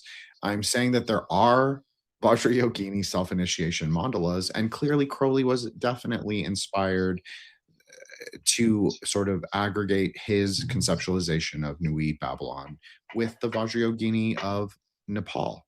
We've discussed this so many times. So it's impossible to kind of get away from like the tantric ideas in magic. So that's part of the seeding, quote unquote, of Dharma in the New World, I think. Yes. Is that absolutely. the magicians absolutely played a huge role. I wasn't trying to diminish them or say like they're bad guys or anything like that. This is obviously a chaos magic show, chaos magic - Dharma show.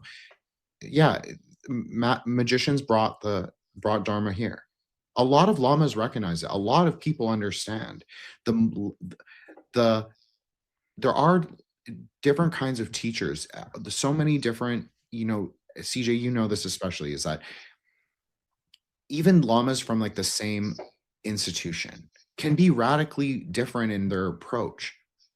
Some are in my experience, is just my experience, the best ones have a very non-dogmatic approach, even if they're not a Rime teacher or a Lamdre teacher, even if they teach a graduated method, they will take ideas from Lamdre, because Lamdre is the secret instruction. Like we were talking about, like what is the framework for understanding the deeper layer of Tantra? Well, people can go listen to like hundreds of hours of Lamdre teachings, because in those Lamdre teachings, the entire Marga is actually outlined. It's non-dual. It exists at the 9 layers. It is for all students, all practitioners, all upasakas can go listen to that. And they can actually, you can glean the entire, you could say all of Buddhism. Just like you can say all of Buddhism is actually contained in the suttas, but it's Yes. not really. It's the idea of taking the suttas, looking at it and being like, okay, the words of the Buddha. So how do we bring that into 5 or 2026 or the future or the new Aeon? Well, the resolution of that for tantric, and obviously I'm a little bit trad bro. I feel very like an old man kind of saying this, Unk. but the resolution, I don't know about that. Not yet. You're too young, CJ, to be a unk too. But I think the Kala chakra says it is the resolution. And essentially, what is the Kala chakra? The Kala chakra is what we're doing right now. It's having these kinds of, yes, speculative discussions, but also like honest and well, at least moderately informed discussions about Dharma and Tantra, since we, the 3 of us kind of are magicians, so might as well say exactly what it is. I guess the one thing, and then I'll be quiet, is that even the Sri Vidya Tantras, I've said many times, the Sri Vidya texts from like what John A. Woodroffe translated, those are very, very close to Buddhist Tantra. They might not have the exact same soteriological goals and even outcomes, but they're very close. They're talking about very similar things. And of course, just to bring that perennial topic on the show up, the Yogini cultist was a Buddhist cult.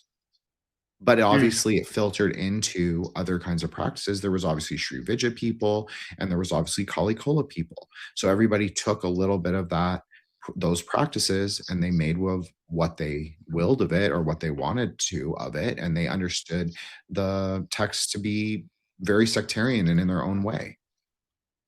But like, if you go to Calcutta today, you will see Buddhist monks going to Kali God as treating that deity. I'm not saying all Kali, I'm talking about Mahakali, but they will go to that and say, okay, we go to do Mahakali puja. So there is kind of a flexibility that is required.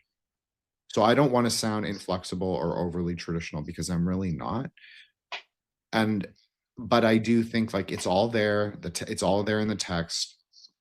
Dharma's already here. It's in the words. It's in anime, as we discussed. It's in pop culture. Just the idea of reincarnation. Even though I don't use reincarnation, I would always say rebirth. I think it exists here. I think it even exists even at a superficial level in people's consciousness. A lot of the Hermetic. Yes. I mean, I'm not a Hermeticist, but a lot of the Hermetic stuff is talking about similar things. But this also comes from praxis. I'm not eschewing a guru or teacher or anything. I've had my time. This is the thing. I was in it before both of you, but I'm not saying that as like, oh, I'm going to wield the stick or something. I'm saying like, this is your time. Like, you have to both make your marga. What you will of it has nothing to do with me. I'm not giving you permission or not permission. I'm saying I've already done it. I've already like gotten my practices. I've like constantly renegotiating them, constantly trying to like refine and get better. And so that's for me what it's all about. But like I would never deny anyone the opportunity to like go and pursue Dharma in the way that they choose. That's a really humble way of looking at it, and I think that's really genuine too. I think that's what we all need to do on the path, is just find our relationship to it and kind of what that means for us and the family we were born into, the area that we grew up in. So, Jen, to pivot a little bit, I do have a really kind of interesting question, and Solar, I'd love to hear your thoughts on it too. So, one of the most interesting spiritual practices in the Buddhist world, and I remember being just kind of like I was really interested in the ATRs and in Norse magic when I was younger, and I would just Google like, what's this culture's magic, and boom, it would pop up. And one of the first things I saw when I Googled Buddhist magic, right, I had Kumanthongs pop up. And then there was just this huge wave of Thai necromancy that just took the internet by storm, especially after Jinx wrote his book. And I mean, all the amulets are really fun and interesting. I have way more than I probably should. But one of the interesting things about that practice is the idea of donating merit to spirits. And I'm not just talking about ghosts, but maybe I am. And another idea I've seen in like modern online discourse is the idea of the paranormal also like kind of fulfilling the religious impulse for people, like especially in the West. So I just wonder, you know, in a theoretical future American Dharma, or just I guess wizard Dharma as we've talked about now, like, is there space for that ghost merit cult within that framework? Such a okay, great point, CJ. I'm sorry, Solar. Do you want to address it first? I'll let you. Oh no, Go man, for go it. first. I took the first one last time. Okay, thank you. I appreciate that. But of course, I would cede to you. Anyways, okay, so CJ, this is a great question. I grew up with, I think you know this, CJ, as I grew up around like a lot of people who have Kumanthongs. I've seen them. I've seen all different kinds of ways to nurture them. I've heard of all different ways. This is just obviously now with the internet as it is. It was a little different when I was young, but now with how things are, everybody is sort of peripherally aware. Anyone who's like a magic bro is peripherally aware of this. You know, so full disclosure, I'm not saying this is orthodox dharma. So this is No, simply it's not. speculative. Yeah. But I'm going to offer a Buddhist view, or a tantric view at least, of Kumanthong. Brief. Fuck yeah. In a Thai esoteric way, because a lot of Kumanthongs and a lot of the angel dolls are actually filled with fetal spirits. So spirits of like the aborted children, which a lot of it happens adjacent to temples for many reasons. Partly because the stupas are there to burn the bodies and all of that. But you can look at it as either you're helping the spirit fulfill its like karmic purposes in this life. Now, where I would differ from the ATRs, and obviously a lot of Thai people do practice what we would call quote unquote demon cults, do practice a lot of like this wrathful ghost rites, we'll call it. There is a way to take it which is much more middle path. Now, what exactly does that look like? Well, in the framework of Thailand, you're looking at more of a esoteric Theravadan sort of like turn a blind eye as long as you're not doing anything too crazy, too wrathful, and maybe like keeping it contained to your house or a small like community. I guess that would be the way to address it. But it's also, you are building merit. That is directly how it's thought of. A lot of monks agree with me. Is that they are helping build merit. Now, if you go to the spirit with low desires and you say, okay, go murk my enemy, which is what a lot of people do with Kumanthong, or they say, go, put this, go sit on my boss's head. I'm thinking of the Thai phrase right now. because it's like having a ghost on your head. It's like a burden, right? What is a little kid gonna do? He's gonna like drum on the guy's skull cup, like a damaru. He's going to like, he's gonna tease and like provoke your boss. So they're less, you've like sort of shifted the positionality. This is just one idea. I'm not telling anyone to do this. I don't think that people should do this, for the record. But I'm just saying that I think that there is a way to do Kumanthong, even if it's for worldly gain, at least in a very, you can say this is a third world view, like third world dharma. That's fine. I'm half third world. It's fine. There is the way of thinking is to build merit. So I don't know though. I don't know. I don't know what's right, like for what people want to do, but I agree that there are these kinds of very like what it could be considered very transgressive, very wrathful. Obviously, the idea of fetal spirits being then used for ghost veneration, being then installed in like a husk or a doll or a body. Um, that people would probably find that very problematic, very transgressive. But you could also do like to bring into American Dharma. What if you instead of doing actual Kumanthong, what if you just did like Papa Legba or like a Legua? A Legua is actually even a better example because he is envisioned as a child. So you go leave him toys and candy at the crossroads. Well, obviously, Kimbanda sort of has this idea, right? And then you have like the hierarchy of the Eshu. Yeah. Well, and even more broad, like I do think the idea of like the restless ghost, I mean, just not even being a child, like there is a place for that being in Dharma. Like, Absolutely. and that's kind of been something I've wrestled with because the area that I live in, and I'm sure like Solar can relate, being from the Southwest, is there's been a lot of people who were killed in shootouts. There's been a lot of people that were killed in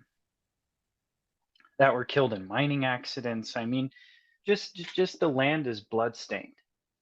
And then if you want to go into some super specific regional stuff, I mean, you have the idea of the La Llorona. And, maybe she'll be a Dharma protector one day. And I think that's just a really fun, like kind of fresh way of thinking of the American manifestation of not just Dharma, but like Dharmic regional sorcery and interaction. Yeah, that's great. Sorry, Solar, go ahead. I know I sort of curbed No, you a no, couple no. times. No, no, it's totally cool. I do that just like as a signal, it's fine. I'm just on deck. Yeah, no, I just to kind of respond a little bit schematically, right? So outside of the like really, really low and perhaps, let's call it wrathful sort of potential consequences of these practices, I think there's something a little bit too. So while I do find the idea that working in some of these modalities is almost like assist um these beings in sort of like fulfilling their sort of like what they need to do. And I'm sympathetic to that, right? And I'm familiar with that kind of general idea across like a lot of different traditions, like non-dharmic. So that feels like cozy and stuff, especially if it's done from the practitioner's perspective, from as enlightened of a perspective as we can muster, right? Just so like only for the right reasons and stuff like that, like almost like a service, right? And genuine love and compassion. I do Yeah. think there's a little bit there's a bit of a danger here, and the thing that comes to mind is like working with doing like long-term like ancestor veneration kind of in a like a proto-indo-european reconstructionist context or something like that, Mm. where when you're engaging with these things over a long period of time, and the highest example I guess would be a god, which is very, very long lived. I think there's something about like sustaining this relationship of communication and offering and sort of like mutual beneficence, right? Even if it's done from both sides, like I want to do this, you're sort of cementing a certain meaning and cementing a certain identity, a certain like modality of being that becomes reified over time. And you can use the analogy just to, of like, when you deal with a stranger in a certain way, but then if you've gotten to know someone over the course of a month, they ask you for something, you don't want to say yes, but it's like, oh well, but I have this relationship, they're my friend or whatever, all of a sudden you're Yeah. constrained, right? You're taking on this Hmm. identity, a social identity in this case that we're all familiar with. I think that happens in like an existential or in an ontological sense as well when you build these types of relationships over time. And since we're talking about practices where neither the practitioner, of course, assuming none of us are actually, like tulkus or whatever, we're not enlightened. And these beings aren't enlightened either. And I think that even with the sort of quote unquote best of intentions, there's a real possibility for like sort of reification and sort of like stuckness to happen, right? Where ultimately we move farther away from a realization, a sustained recognition of our true nature, as opposed to towards that, which is at the end of the day the goal for all parties involved, right? And particularly if we're kind of the operator here, we can choose to engage in these practices or not. Like, I consider the responsibility to be more on our end for that, to be just kind of conscientious of how we go about that with that in mind. That would be my only like little bit of hesitation on that, you know?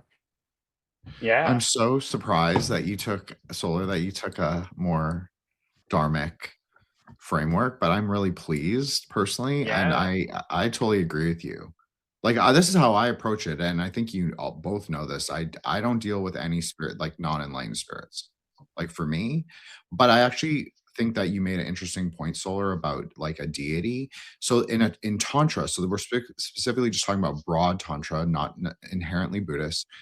Of course, the idea of like your Kula Deva, your clan deity, or like the village Grama Devata, those are important, but they can also be reestablished. And I think this is goes to the fundamental point where Mahayoga, and I know that not everyone believes this, but it is like if you listen to the teacher, like the high end teachers, it's true.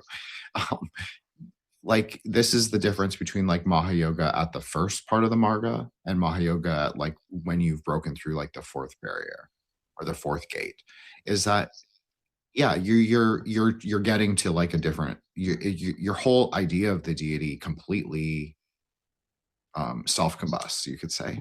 And so that yeah, you're not really looking to establish karmic relationships, because that is the whole idea of like propitiating your grama devata or your kula devata, both of which you in historical tantric terms. I'm not saying for anyone to do this. I do not believe in red offerings. I've said this many times. I've said this since the beginning. I do not practice red offerings. Okay, but I can't control what anyone does, but I definitely do not condone it, just for the record. So traditionally, yes, those deities would receive Pashubali. My Mm. main source of contention, then I'll be quiet, CJ, and I'll let you respond. I apologize. No, I'm listening. Go Okay. ahead. My main contention with the left-hand path and this idea of Pashubali is that the at least even in the Nuwari Buddhist tantras, or even in the Kali Kola ones that a lot of them say they understand and practice, they do not understand and practice it. You know how I know? Because the whole idea of Pashubali is to always be resting and abiding. It's a Virasic path. It's the salted hero's path. And it is, if you even think a thought during the stroke of the sword, that is instant bad karma. Very, very negative. Any tantric will tell you. Rajarshi Nandi, he has a whole long form video about this. Goes well into depths, textual depth. If you do the wrong ritual performance, just because you think you're doing something cool, it can be very implicative. But I do think the idea is interesting in terms of establishing deity relationships. And we also know that there are enlightened deities. So this is where I think individual like discernment comes in, is that you have to kind of resolve for yourself, like, what does your formulation of the four pillars look like, which is really the root of Tantra. I know people from Kagyu Karma or Kagyupa will say that it's three roots. In my opinion, that's wrong. Naropa said four roots, so I'm going four roots. Buddha, Deva, Dakini, Dharmapala. Of course, like a Buddha, Deva, and Dakini, that all three of the other things can be folded into one of those. So like 31 or 3 in 1, which is also air, right? So you have these interesting sort of tantric reformulations of how you understand it. But a Dharmapala, at least even an enlightened worldly protector, or not a worldly protector, but an enlightened protector, they only become the sort of idam when you are at the end stage. They never become the self-generate. You never self-generate as the Dharmapala ever. No. Because exactly what Solar was touching on is like you are aggregating. You are pulling those things into aggregation based on your preconceptions instead of clarifying them, which is really the point. Nadrin. Exactly. What to go off of what both of you were saying is I think that's why there's so many like Poa, Nadrin, even to an extent Sur, that there's all these different practices to kind of, you know, either sever or just transfer the consciousness of someone, either sever them away from their aggregates or like just kind of blast them into the Pure Land. And it's to prevent that kind of like relationship with the spirit that is, you know, that ancestral veneration or just low necromancy can cause.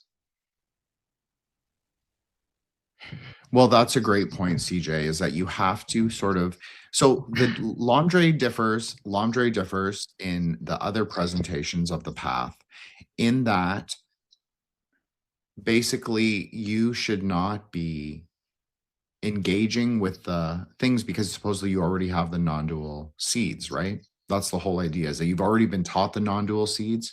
So you want to clarify them rather than aggregate them. If that's emptiness, meaning luminousness and masslessness, if that's your sort of like way of describing it, articulating it, then that's fine. But you want to be in the process, the process of becoming clarified rather than aggregated.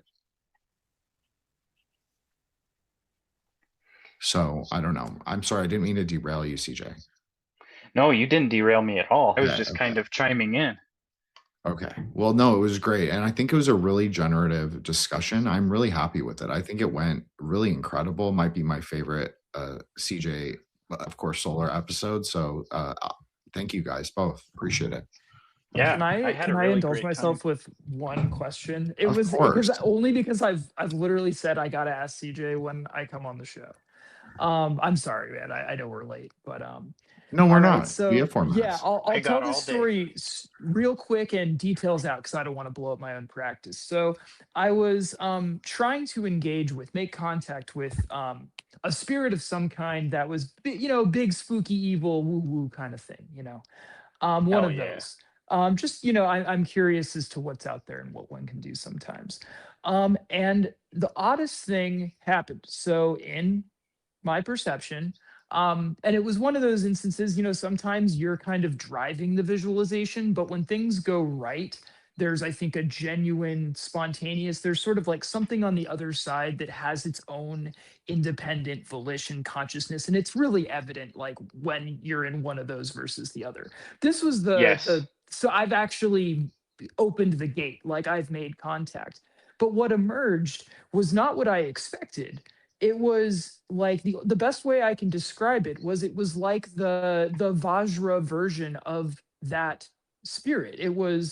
It still was perceptibly that thing and had the same or a similar like vibe and orientation, but it was, I mean, quite literally visually like ornamented with like the regalia and ritual tools of like a Vajra and some like other things.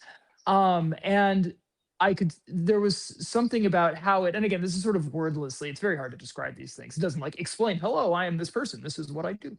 But yeah, it was as though I had encountered the subjugated version of that. And what I thought was very interesting about this is I certainly didn't subjugate it, right? So there's the possibility, of course, that I was being tricked. It was just it grabbed a Vajra and some other stuff on its way to come see me. Totally possible. But if we discount Yeah. that possibility, the more interesting idea is that at some point, this thing that I was engaging with was subjugated. And that's what I was connecting with. There's 2 interesting ways that can work in my mind that I'm curious to hear you respond to. So one way is that this is completely outside of time, and it has more to do with the practitioner that's making contact. So for me, it would appear in my perception in this form versus someone who maybe doesn't have a Dharma background or something like that. It would appear as the kind of what I thought I was going to be getting into, the non-subjugated version of this thing. The other possibility is that what I was trying to make contact with has already been subjugated in a sort of linear time sense. And that when another practitioner who's not doing anything dharmic or whatever makes contact with the, evil boogeyman scary version of the thing, that is now something else that has taken its place, so to speak, sort of in the structural hierarchy or identity wise, right? Because these things I think can be a little bit fluid. I'm curious if either of those two kind of options like seem to track it all with you, or just your thoughts in general. Because for me, this was a mind-blowing experience of a surprise, that I'm still trying to understand Yeah. what went down, and the implications to build a system off of that experience, which is dangerous, but Were you calling it in a Vajrayana fashion? No, absolutely not. I was going by the other book. That, guys, I was just getting a call. What's the weirdest thing about it to me is that you weren't calling it in a Vajrayana fashion, but I guess to give you a more firm answer, were you like doing deity practices beforehand? Like, that's the kind of thing that comes to my mind is there any sort of like external thing in your sphere that may have influenced it to come across in that way? The only thing I could give you, just to be real concrete about it, is that my default is whatever practice I'm doing, even if it has nothing to do with Dharma. When I go into the kind of like meditation phase, like where I've made the calling, if it's an offering, sigil work, whatever, then I'll sort of retire to a resting or meditative posture, and then I'll fundamentally try to, as I would explain it, rest in the nature of mind. Now, I don't think again, is that a dharmic thing or not? Who has the registered trademark to nature of mind? I don't know who owns Rigpa. That's how I understand it, because my core practice is Dzogchen, right? But it's a little iffy at that point because it's so nondescript. Certainly nothing like a deity practice. I understand. I'm just now I'm being nosy, and I'm curious what being it was that you were trying to contact. I'm not going to expect an answer on that level, but my guess would be that potentially maybe it has been subjugated before, or maybe just you going into that state of Rigpa after doing cultivation practices caused it to manifest in that way. Well, I'm going to offer. I think you dealt with it really well, CJ. I take it. It's substantively different. I would say because Solar has at least subconsciously embraced many dharmic ideas, if not practically, that it's reflected in the nature of what arose before him. Yeah. So if the deity appears as subjugated, there's no prior deity. There's no unsubjugated deity. The deities are states of consciousness. So what arises, yes, it's other. There is other. It's not egregore. It's something ineffable. It's not strictly an archetype. Right. But they're going to arise in the nature of our own mind. If we go to the carnal ground, like the actual Mahasmashana, so we go to one where they're, cremated 108 million bodies, or 1,800,000 bodies. Yes, we can call up a quote unquote unenlightened Dakini if we go there with the right frame of mind. But then we're also like kind of turning our back on Dharma, right? Like we're kind of intentionally moving away from that. But what if what spontaneously arises is actually within the frame of Dharma? Even if you're calling it by like whatever name, even if you're calling whatever deity. And for me, I'll just say this. I personally think that the Himalayan tantric deities are actually the primordial deities. I think that there might be multitude of expressions, just like the Dakinis are always described as a multitude of expressions, but it's really about the dyad, monad, and then also the emptiness in between. That's for me, obviously. It's all nature of mind. But I think that there are multiple ways to understand it too. And I don't think it serves it's definitely not for me to be like dogmatic and be like, this is what you saw. But that's how I would understand. If something arose for me, I'll just use an example that I'm familiar with, like Chamunda. the Matrika queen, the queen of all dakinis, the primordial grandmother, she who arises from the swamp, the abyssal sort of crevice of the earth. Of course, she's going to wear the Vajra crown because I know that she was subjugated, but also because I have, at least in the most unenlightened way, the seeds of Dharma within me. I've been mind paused, you could say, by Dharma. So that's it. And I mean, just from what I know, doing both Western magic and Tantra, like these spirits, I mean, if we're talking about like external spirits, right? Like unenlightened spirits, they like to cloak themselves in the images and stuff that floats around in our subconscious mind, in our mind stream, and they use that as like clothing, if that makes sense. Absolutely. Every tantric will tell you, you never, the hosts are what appear first. Because I think the difference is like we're doing everything, maybe not we're getting there every time, as you and I have discussed many times, as every Mahayoga Yes. practitioner will understand. You're not getting to the primordial ground every time to do activity. But when you do hit those places, there is no like going back into Rigpa at the end. You're already there. So whatever you're doing with the deity, that dialogical process, obviously you're reciting the mantra, maybe counting beads, maybe holding your dorji, maybe rotating your dorji in a specific way, or your kila, or whatever practice you're doing.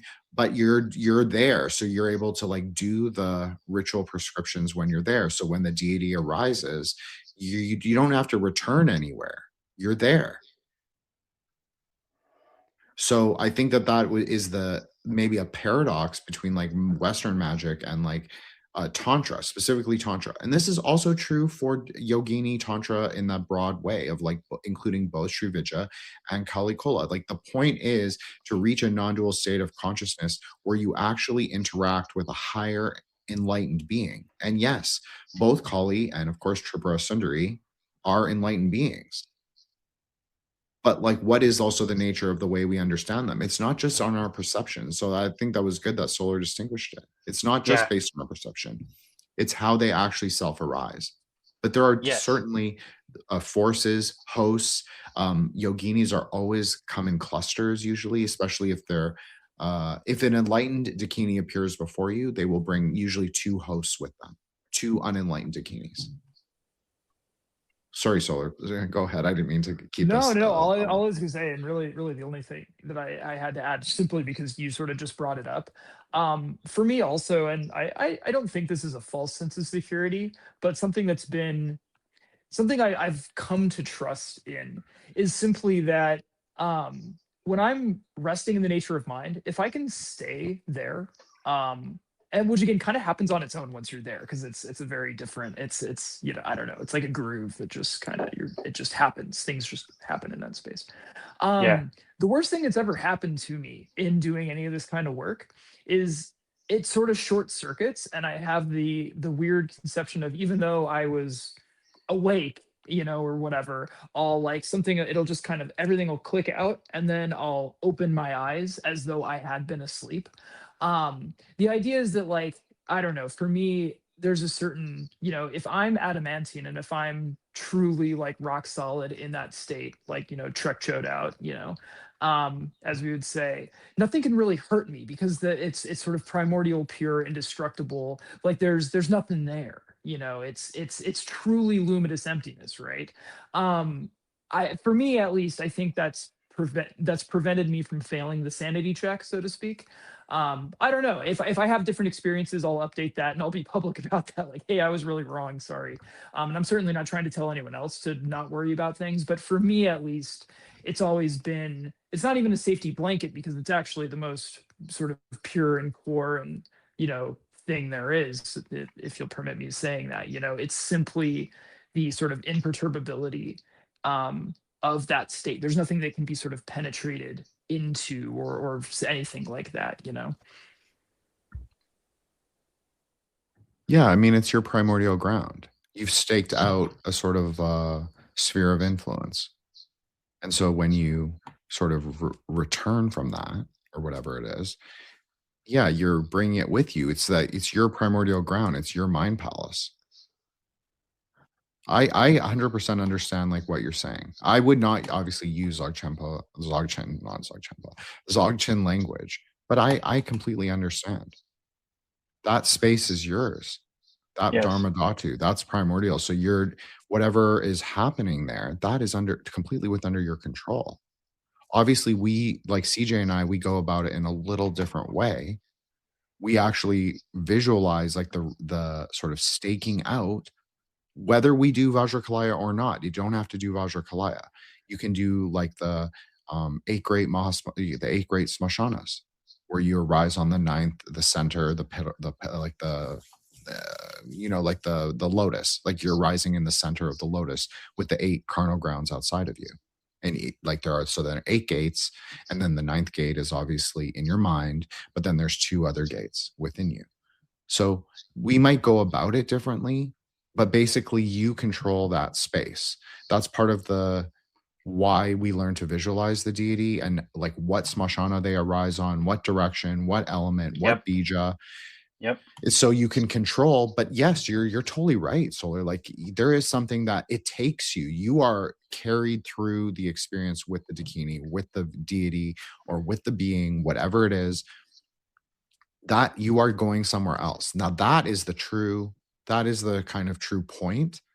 But because Dharma is not seen as specifically magical in the West, this does often not get relayed. But the point is to have like the higher experience. That is the point, is to be taken into the mind stream of the quote unquote enlightened being, which is also partly yourself and your own Buddha nature. Yes, that's like a more outer ultimately Marga, yeah, right. But it's also an outer Marga way to understand, like to describe it, because it is like it's like non-dual gnosis, and you're just like accessing something else, and you're actually bringing something back with you, which is just knowledge. But I mean, that's the whole point. So I loved what you said, Solar, about how you can kind of feel the exact moment where the deity in a visualization kind of enters it, if that makes sense. And that's really the idea. And I believe this is even in like Shingon and Tendai. But I guess one way that I've seen it worded is when the deity takes its throne in the visualization. And that's interesting, because when that happens, at least in my experience, is like, let's say I'm doing a mandala or a practice that has dakinis in it, right? So I'm at the center of the mandala. I've generated the gates, the gatekeepers are there, and there's dakinis dancing around me. The dakinis will start dancing on their own when I do that. And that really kind of shakes up the whole idea of the deities or these beings as not having a really concrete physical reality. Like that's something I really struggle with, because I don't know where I end or if they end, or I know ultimately that they don't, right? But in it like a phenomenological sense. And Jen and I have talked about, and I've seen you talk about it with other people, is that the male deities, like, they're almost less present, if that makes sense. But I've experienced that, but I've also experienced like the opposite of that. So Tantra is a really strange practice for a Westerner to get into when you're doing all these things. when I did say that I did believe that to be true, because that was my direct experience. And I still believe it is true. I think that the relationship with the male deity is a lot more dialogical. And I do believe that dakinis are self-arising, because that's obviously what the texts say and my own experience. But you're totally right, CJ. Like they exist in like a physical manifestation. Like the dakinis are the Sangha. That's the secret meaning of dakini, right? Is that they are your Sangha. This non-dual, luminous, sky wives, like that's the whole idea. And so they're of course the first to appear in the mandala, and they exist in every mandala. They are the angles. So then, but I agree that the male deity it can actually self-arise. Like now that I have more experience doing like a proper male deity practice where I'm not just like kind of I was definitely a yogini practitioner for probably most of my time in Dharma. Like, yes, I did Hayagriva, as we've discussed many times, and I've had really great experiences with Hayagriva where something is happening, but it Love was him. definitely not as profound as it ever had been with the Dakinis, which makes a lot of sense, right? If you're more attuned to that energy, that's what you're gonna, the Dharma stream that you're gonna tap into. But now Absolutely. I have actually experienced like a more fuller understanding of like a male deity practice. So I know that they can also arise, because you can also understand them, especially for male deities, as being this is not true of all male deities. I should actually say it's only true of the Anuttara Yoga Tantra deities, like the totally non-dual highest yoga deities, but they have multiple forms. This is a very subtle thing. And so they can actually be described when they're in Ekavira or Kalavira, they solitary hero or soul hero, they can be described as lords of all pervading reality. Hmm. So they absolutely can arise, self-arise in the Dharma Dhatu, of course, or in anywhere, maybe. Our experiences change. That's the Yeah, Marga. yeah, and I love it. I love how our experiences change. And I l- something I really love about Tantra is I'll have like a fixed conception, and I mean it. I've started to take for granted that that conception isn't going to last. If it's just about kind of the interaction you do within visualizations and stuff, like there's always going to be some phenomena that don't fit what you expect it to be, and that's what keeps it fresh. That's what keeps it fun, and that's what keeps it like rewarding. And Well, the that, Dakinis are light. yep. And the really fun thing and the really cool thing about dakinis is sky dancers, right? So they dance in so okay, in a deeper sense, the sky can be conceptualized or symbolized as being the Dharma Dhatu. And so these are female beings that dance through the Dharma Dhatu, but you can also see them as being actual like female beings that dance through the sky. And they're both at the same time, and they're neither. You can't box dakinis in. Yeah, that's what makes them extra special, is that they are just non-dual wisdom, luminous, free in space. True sky dancers, right? So I think that you said it perfectly, CJ. And I think this was a great episode. And I'm really appreciative to both of you. And like Solar, you brought really amazing questions, like you always do. Of Yes, course, I always say yes. that you're a precision question king. You are. Um, you can be the Cardinal Ground King on this episode. But thank you so much, both of you. And CJ and Solar, if you guys want to say anything or plug yourself in any way, that's perfectly fine, of course. And CJ, make sure you say your Substack and your ads for IG. And thank you both again. Great Well, it was episode. great. It was great meeting you, Solar. I really enjoyed the conversation that the three of us had. I think this has been my favorite one I've done on Threshold Saints so far, and I'm really looking forward to dipping into some more cool stuff with both of you, honestly. Like we still need to do the the left hand of Tingri, and we still need to do the Hayagriva episode, Jin. So I can't wait to see where all three of us are at when we do that. Well, you'll have to wrangle Solar into coming back. Well, likewise. All I was going to even close with is it's been an absolute delight. So thanks for letting me tag along. And yeah, I look forward to whatever the future brings in that regard. Namaste, motherfuckers. So, Sarva Mangalam. Sarva Mangalam.